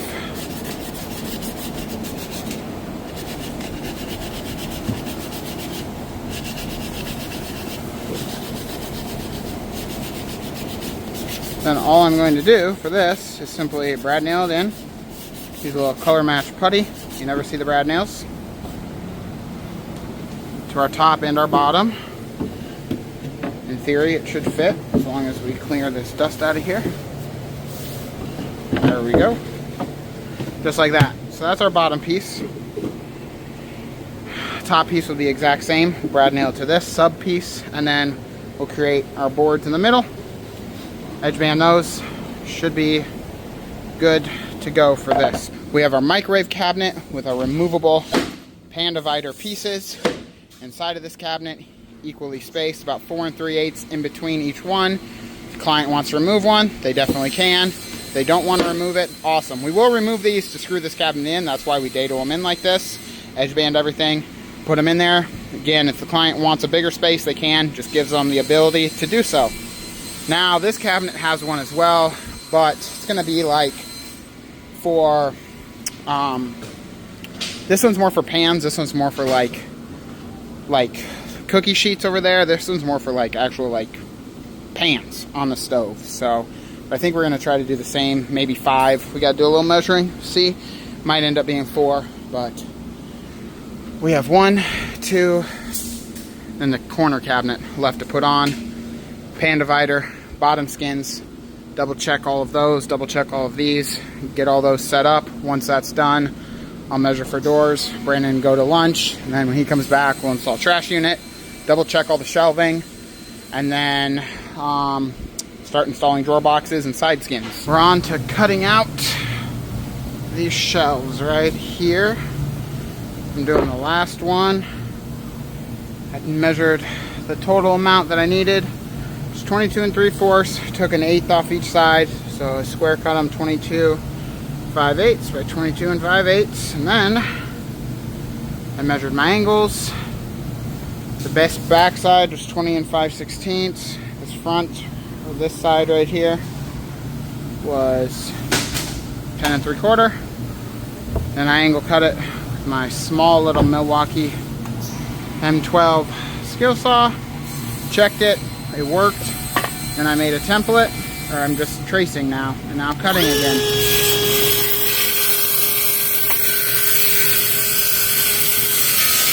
Going nice and slow. I have the depth set correctly.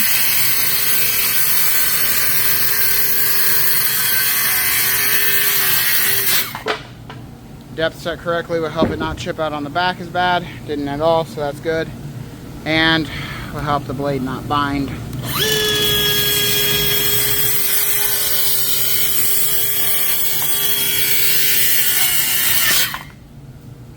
Okay, let's make sure that saw, I love that saw. I think it's like a 5 3/4 inch wide blade. Milwaukee says it can cut, I don't even know, man. Is it like 100 or 200 or 300? I don't know, 2x4s or something, cross cut. I don't believe them. 1 bit, that works.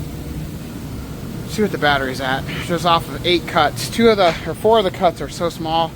2 of the cuts are like decent, but we're already down a bar. And this is the 4 amp hour.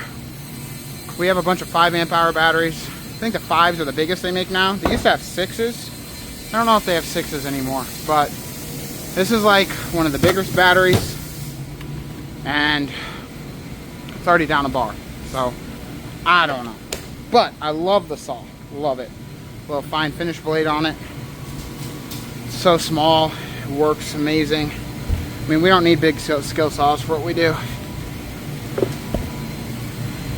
Just need a little one, and that one works perfect. But it was like, I forget how many 2x4s. It was quite a bit. Just cross cut, but I don't believe them. That being said, love the saw. Now, we have that pan divider completed. We have the other pan divider, it's over there, completed. All the face frames are on.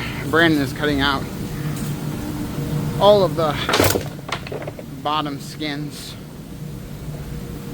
Now, We might need this. Will we need this? No. We will not. Just trying to think. We'll use the brad nailer.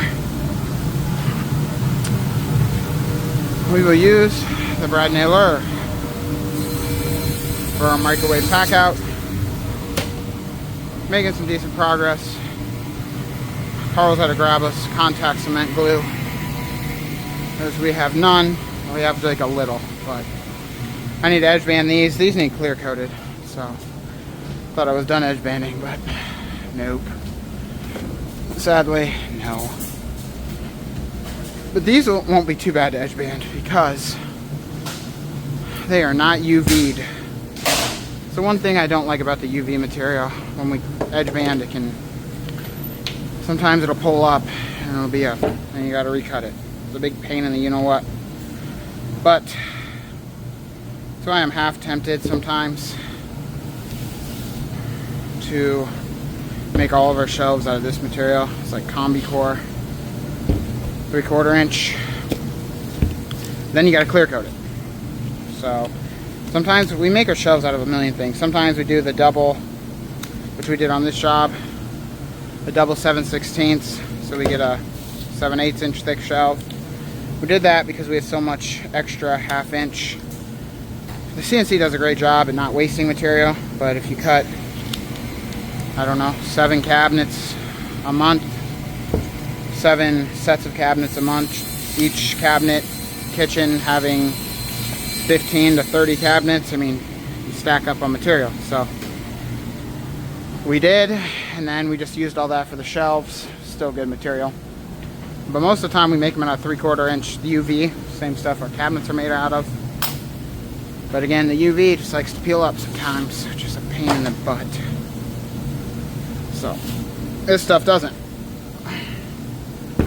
But then you gotta clear coat it. So there's just extra time and extra money because you gotta buy the clear coat. I think it turns out better though. Not that ours turn out bad by any means, but I don't know. It's easier on the edge banding side of things, but it's harder because then you got a clear coat. So I don't know if it's worth it or not, but these always do turn out. Ours turn out really good. These always turn out amazing. So I don't really know. All I'm going to do here is edge band this on, trim it, just like that,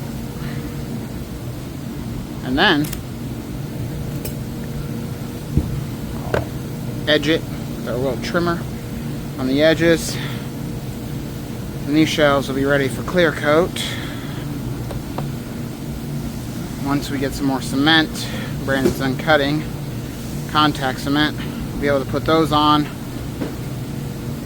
double check all those, and then I can start measuring for doors. I'm so worn out. Suppose no days off will do that to you, but it is what it is. See, I mean, that just, it does such a great job at edging those. I mean, just like, look at that. I mean, that just flew out of my hand. That's been how the day's going. That's okay.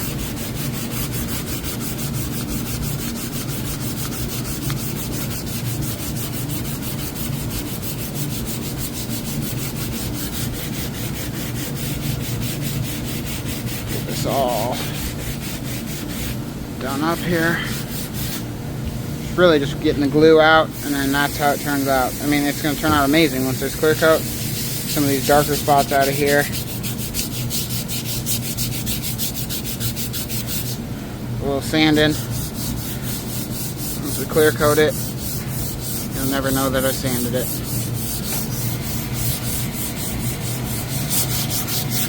Any little fuzzies off. That's one other thing too. So when we cut this material or any material, we put the blade pretty low so it doesn't chip out the clear coat or the UV. Once in a while it does. But like this has no UV, so it didn't really chip out. But if it were to, like it did slightly right there, you just sand it and then you clear coat it, and then you never ever see it. It's gone. So another benefit to doing it this way. 3 more to do, and then see how many of these bottom skins we get on. Start double checking, start transferring over there. Oh, and then start double checking all the shelving, measuring for doors. Brandon's over there double checking, or not double checking, but installing the bottom skins for the uppers. I'm measuring for the lower doors. That way when he's done, we can double check the cabinets, double check the shelves. He can install drawer boxes while I'm measuring for the upper doors. So I have my sheet drawn up. I just need us to measure now. I just finished measuring for the uppers. I had a piece of my crown to just confirm how much room the crown was going to take up. And then my light rail, I also had to leave a gap for that light rail gap, door gap, crown. So I got that all figured out. Okay, most of the uppers came out to 49.5 tall, even though these are 53.5 inch tall uppers. So got that all done. I did end up changing one of my hinges, so I need to make sure I fix that. I didn't do much filming yesterday, but what I did do yesterday was I built all of these Shaker 45 doors made out of Beechwood. We use Beechwood because it's a super tight grain, super dense material. It makes great for primer and paint, but it's also durable. It's a little more durable than poplar, and I think it is easier to work with and better to work with than maple, so that's why we use it. But yeah, I got all these together yesterday. There's 29 of them. There's 11 huge ones, like 50 inches. I'll 3-hinge them, and they'll be perfect. But yesterday we took out a countertop, Brandon and I did, and then Brandon and Carl went and started installing these cabinets, the Beechwood kitchen remodel cabinets. The color is Smokey Blue. So these are the only 4 they have left. To kind of come back and get a little bit later. But these doors are for those cabinets. And these are made out of Beechwood for the Beechwood kitchen remodel. They will all be primed and sprayed with Smokey Blue from Sherwin Williams. Matches all the trim that's over there. So I need to start cutting these doors down, and then once they're all cut down, we have to router, double check the measurements, putty. I want to palm sand, just clean everything up slightly with some 150 grit, and then we need to bore the doors with the blue mini press. It's also 200 degrees in here. It's supposed to cool off later, which might mean tomorrow or might mean this afternoon. It looks like it's about to rain so heavy in here that it might flood. Let's see here what we got. Let's come over here. Part of the reason why it's so hot, well, it's hot and humid out right now. It's like 7 a.m. and it's like 85 degrees and the humidity is crazy, but it just looks very ominous out. So that means one of two things when it rains. It's either going to get hotter and more humid, or it's going to get colder and less humid. One of two.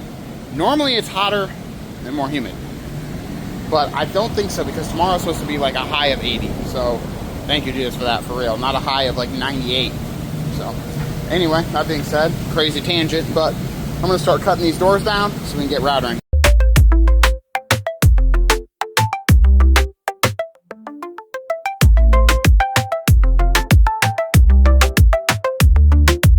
Heights of all of these drawers are done. I just need to cut down the width. I'm taking 1/8 off the height on each side, so a 1/4 of an inch total off the height, 1/8 on this side and 1/8 on this side. Same thing for the width, 1/4 inch total, 1/8 here, 1/8 there. This drawer front is fully done. Everything's done. Now it just needs to get double checked, the measurements, the height, the width. It'll get routered, a little slight little router, just enough so the paint or the primer has a flat part, I guess you could think of it. So it's not a sharp corner, so the paint doesn't chip off. And then everything will get slightly puttied, make sure it all looks perfect. Palm sand. Then blue mini press time. Did a little audible, the Bang Energy.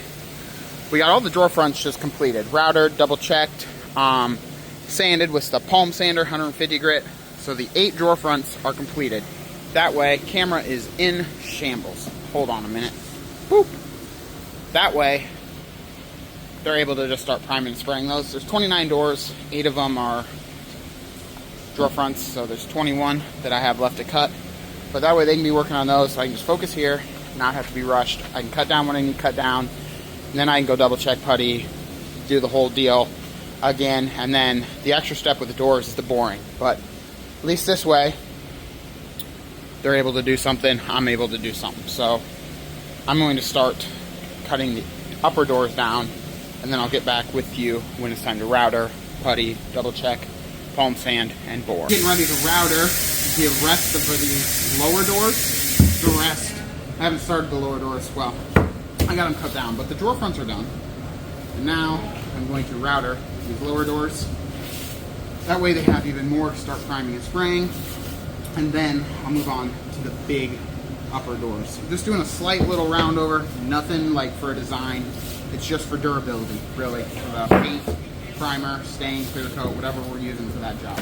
This one happens to be Smokey Blue, Sherwin Williams, primer paint, color matched, make it look good. Just using this little Bosch router, little small one. Carl got the small one, which is nice.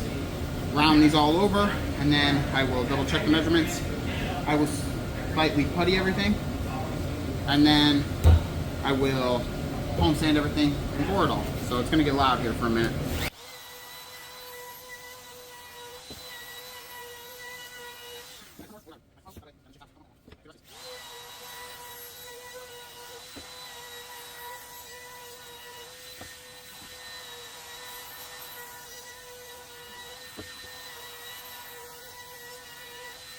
On to measuring for these doors. So number 26, 17 and 9 wide by 22 tall.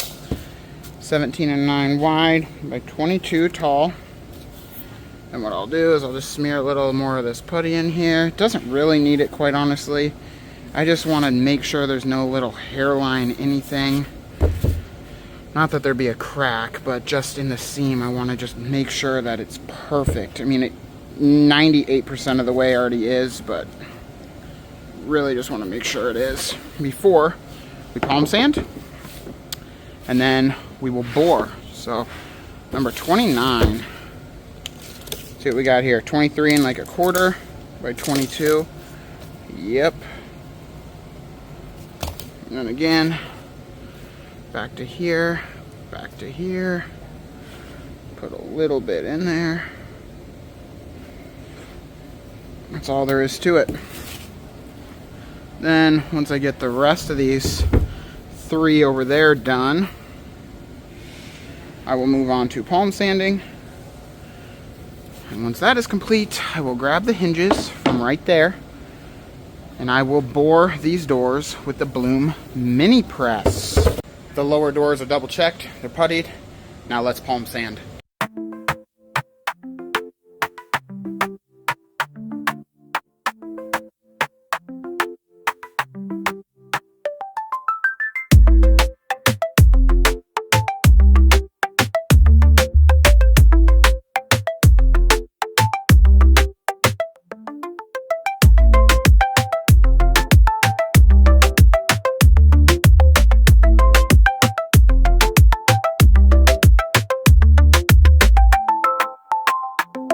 All of our lower doors are now fully sanded. It's time for me to grab the hinges and start boring all of these doors with a Bloom mini press bore machine. The rest of my lower is bored, but I'm getting this last one bored up. The bottom hinge is up 9 inches because there's a pull-out box, and I want to make sure we have enough room for the face frame and the pull-out box, and that the hinge is out of the way. That way the pull-out box can be the widest possible, and I don't have to like move the pull-out box in to accommodate the hinge. I want the hinge to accommodate the pull-out box. Lined up, press and hold, put the hinge in, badoop, release. Let's move it this way here. Normal 3.5, we're solid. Pour it out.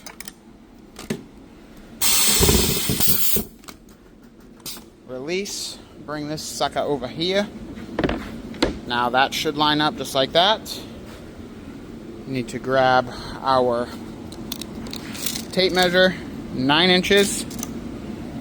9 inches, love that. So I will unscrew these hinges, I will bag them up.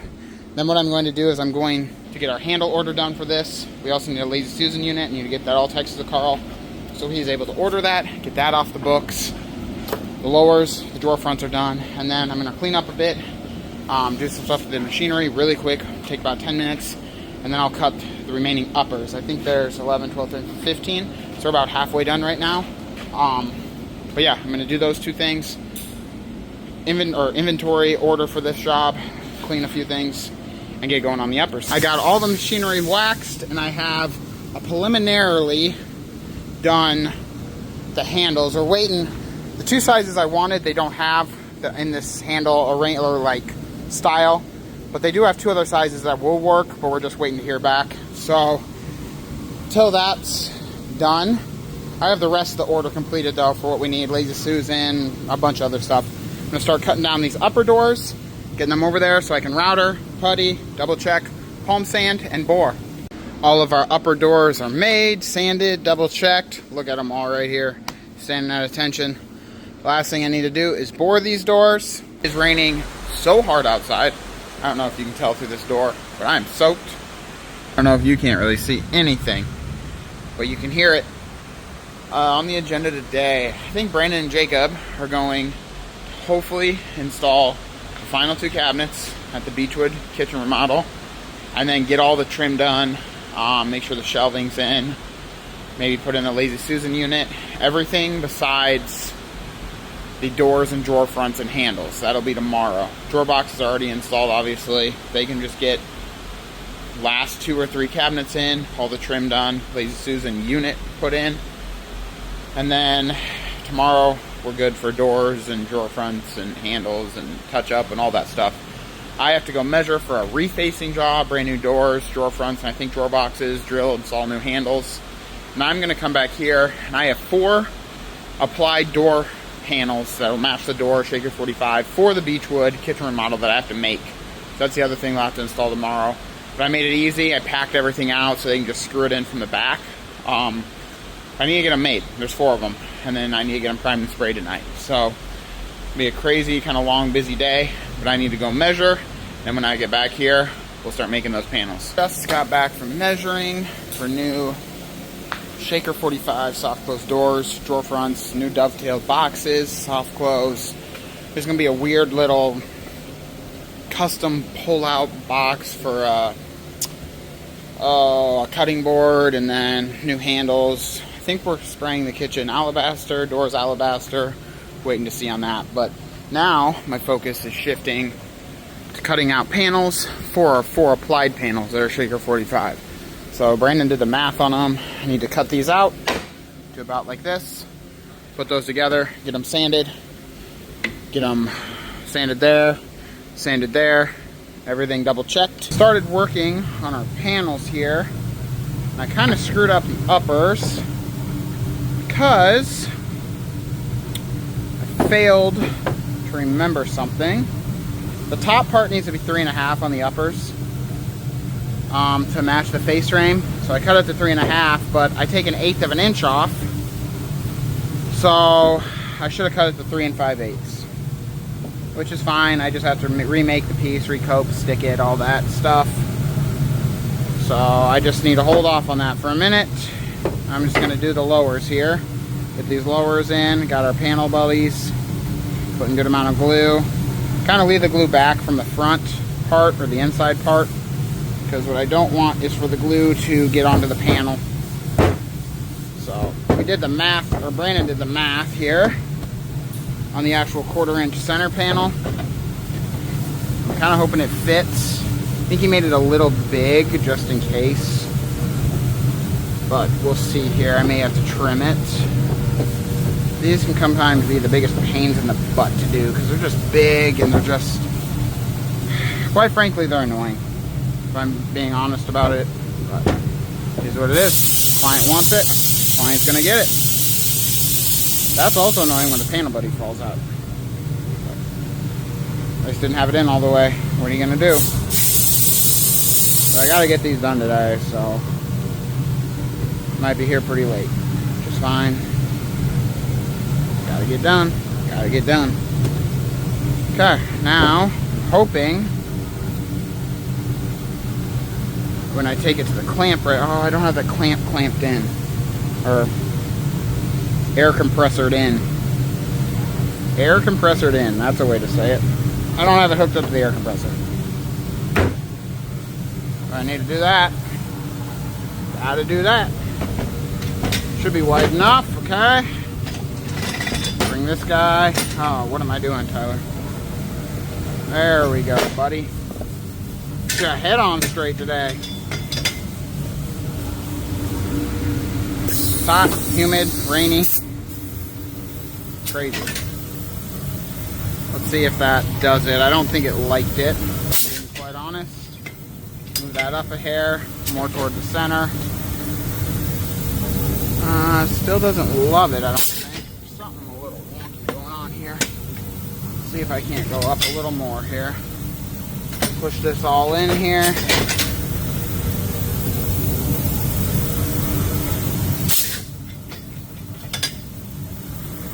Got a phone call, so I had to stop, but this panel was being a pain in the butt in our clamping machine. And I don't know why. It wasn't doing what I was wanting it to do. So I just took out the old clamps, which I cannot stand. I cannot stand clamps. Oh, they make me so mad every time, but squared up now. All the seams are tight. Everything is flush, square, tight, strong. I'm gonna let this sit over here before it makes me want to just throw it, quite honestly. Now I'm going to move on to this next one. Then when Jacob gets back with the chop saw that he had to take, because the house they were at, they're doing trim, and a huge storm came and it killed the power for a little while, so they couldn't use the big DeWalt that's a plug-in. So I'm working without a saw. So annoying. It is what it is. He'll be back soon. I'm going to glue this next lower panel up. Hopefully I'll be able to use the clamp this time. And then once that's done, I'll get everything puttied, ready for the vertical belt sander. And then Jacob will be back. We'll get these uppers done. We'll get them sanded, everything fully finished before they go to prime and paint. This lower panel went together exactly how it should in the clamps, pin nailed, puttied. This one right here is drying up. It's looking good. It just made me mad. Jacob's back. We're going to set up this chop saw and then finish the part for this one, finish the part for this one, and put those two panels together. We are able to now build our upper panels since Jacob brought back. What'd you bring back? Brought back a nice little chop saw. A chop saw. I took both of them this morning. Left me with nothing.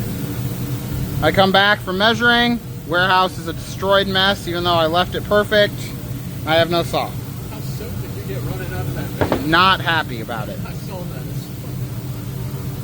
first thing I saw. I walked into the gas station after I got done measuring. It was sunny. Of course. And then I walked out of the gas station. 5 minutes later, it was pouring.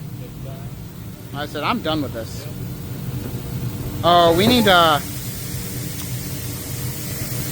Yeah, we need to sand these. Take that one. I have glue in that thing too, but it'll be fine. It should be hooked up. Start at 220. They're thin enough. We'll just go down to 200. I think that's open. I'll check that it's open. Here, I'll check that it's open. I like sanding these panels down. Yep.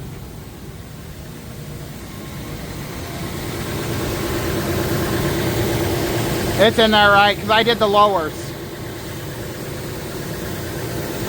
I like sanding these panels down just to get a little bit of thickness off them.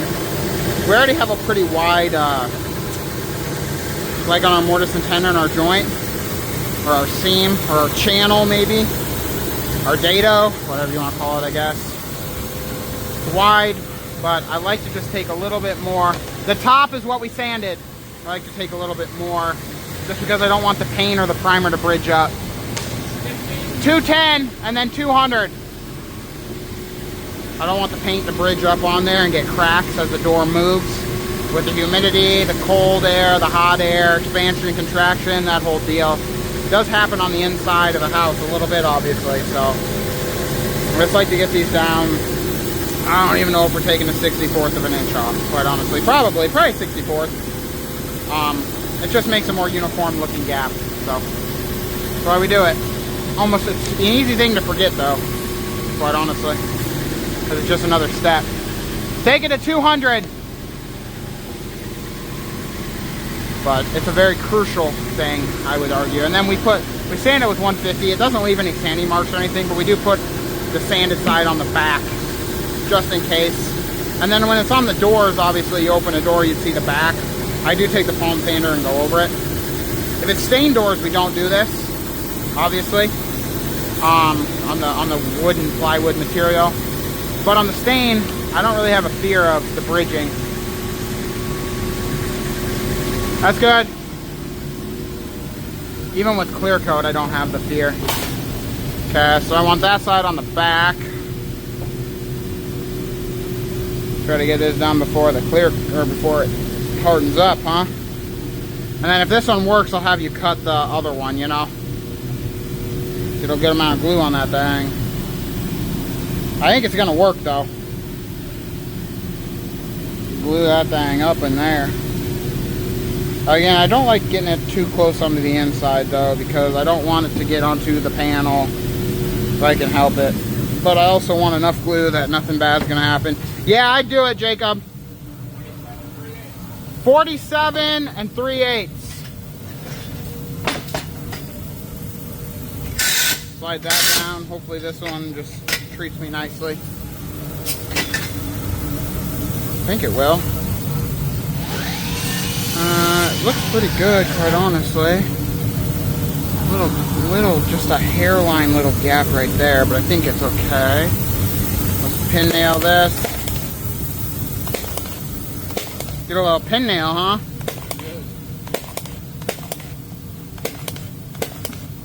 Made that wider because crown's gonna cover some of it, half of it. Oh yeah, that's flush. That's flush, flush, flush. Did you just putty it, Jakey? And then I'll build this next one over here.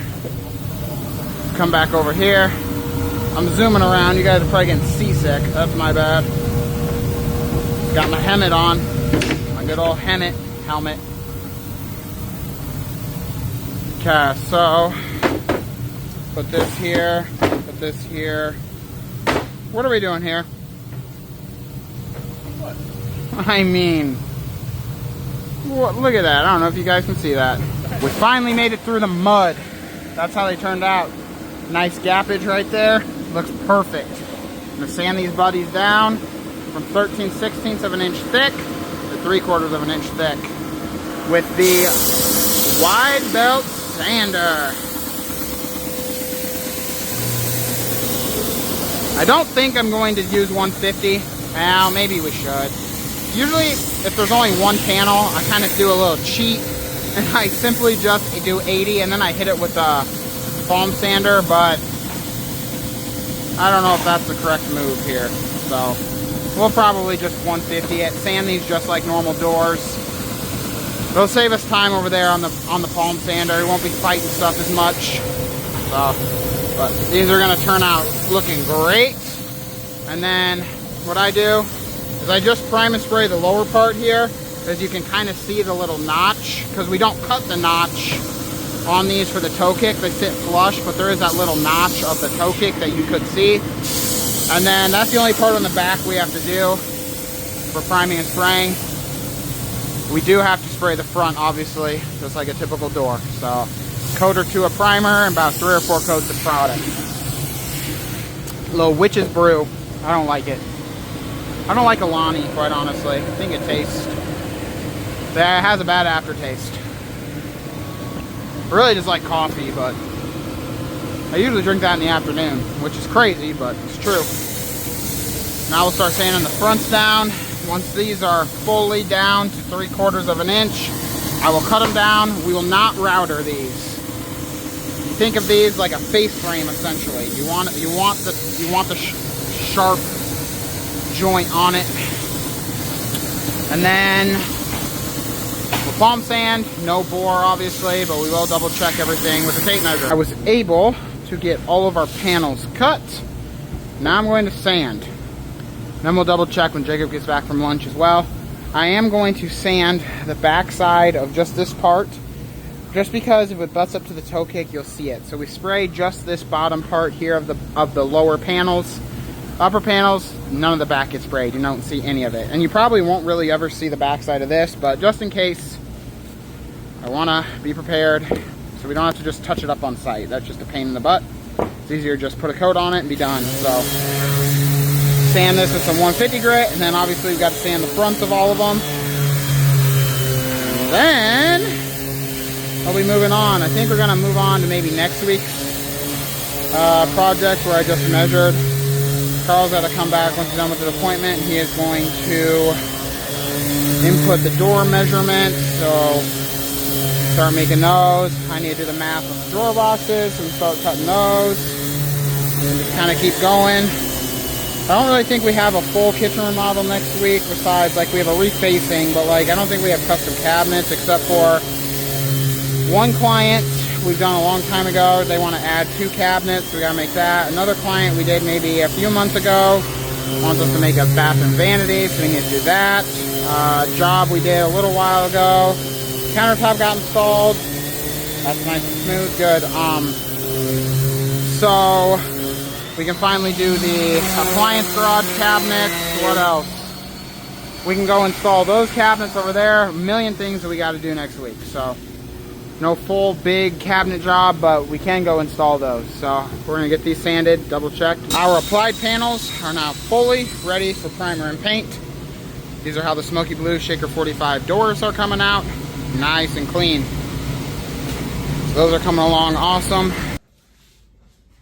Hey, this is Carl from Cabinet RX. I'm here in West Des Moines. Now, we're going to be sending out a video when we actually showed up and to take out the cabinets and get the countertop off. So we'll send out a video on that one. And then today we went ahead, or this week we went ahead and we installed new custom cabinets. I think they're like 54s. So we made custom cabinets, took them up to the ceiling. All new uppers, all new custom cabinets on the lowers. We did a straight line crown at the top, but it's an angled one, so we did an angled. All the doors are soft close, and then all of the drawer boxes are full extension, soft close drawer boxes. And then over here, we actually installed a trash bin, which is next to the stove, 250 quarts, soft close. And then Lazy Susan, we put in the Lazy Susan here, and we used a maple tray here for the Lazy Susan. We had been doing a white polymer or an almond colored polymer, and we decided that we needed to go to a little bit better tray, so we went, it's a maple tray in there. And then countertops will be going in, they're going to measure for countertops on Monday, and then countertops and backsplash will go in on Thursday. Now, the electrician's been here. We're doing undermount lighting on the cabinetry underneath here, so all the cabinets will have undermount lighting, and we'll have a new quartz countertop, and then we'll have a quartz backsplash that'll be going up, and then new lighting here on the ceiling. New refrigerator is supposed to be here today, but it'll actually be here on Monday. So new refrigerator, new dishwasher, new microwave, stove, and then really this project will be wrapped up. So if you need custom cabinets, call Cabinet RX at 515-250-6092. You can go right online at cabinetrx.net, book your free estimate. Whether you need resurfacing, you need refacing, you need custom cabinets or a kitchen remodel, go ahead and book that free estimate. And I would encourage you to do it, right? Get a second opinion. Doesn't hurt, they're free estimates. Now, we also will ship our door boxes. All of our door boxes are dovetailed on the side, and then they're clear coated. We use blue hinges and slides. But if you need doors made or cabinets made or drawer boxes made and you're not in the Des Moines area, you can reach out to us and we can actually ship those out to you. So again, Carl from Cabinet RX, finished up part of the project today here in West Des Moines, and we'll see you next week for the rest of it.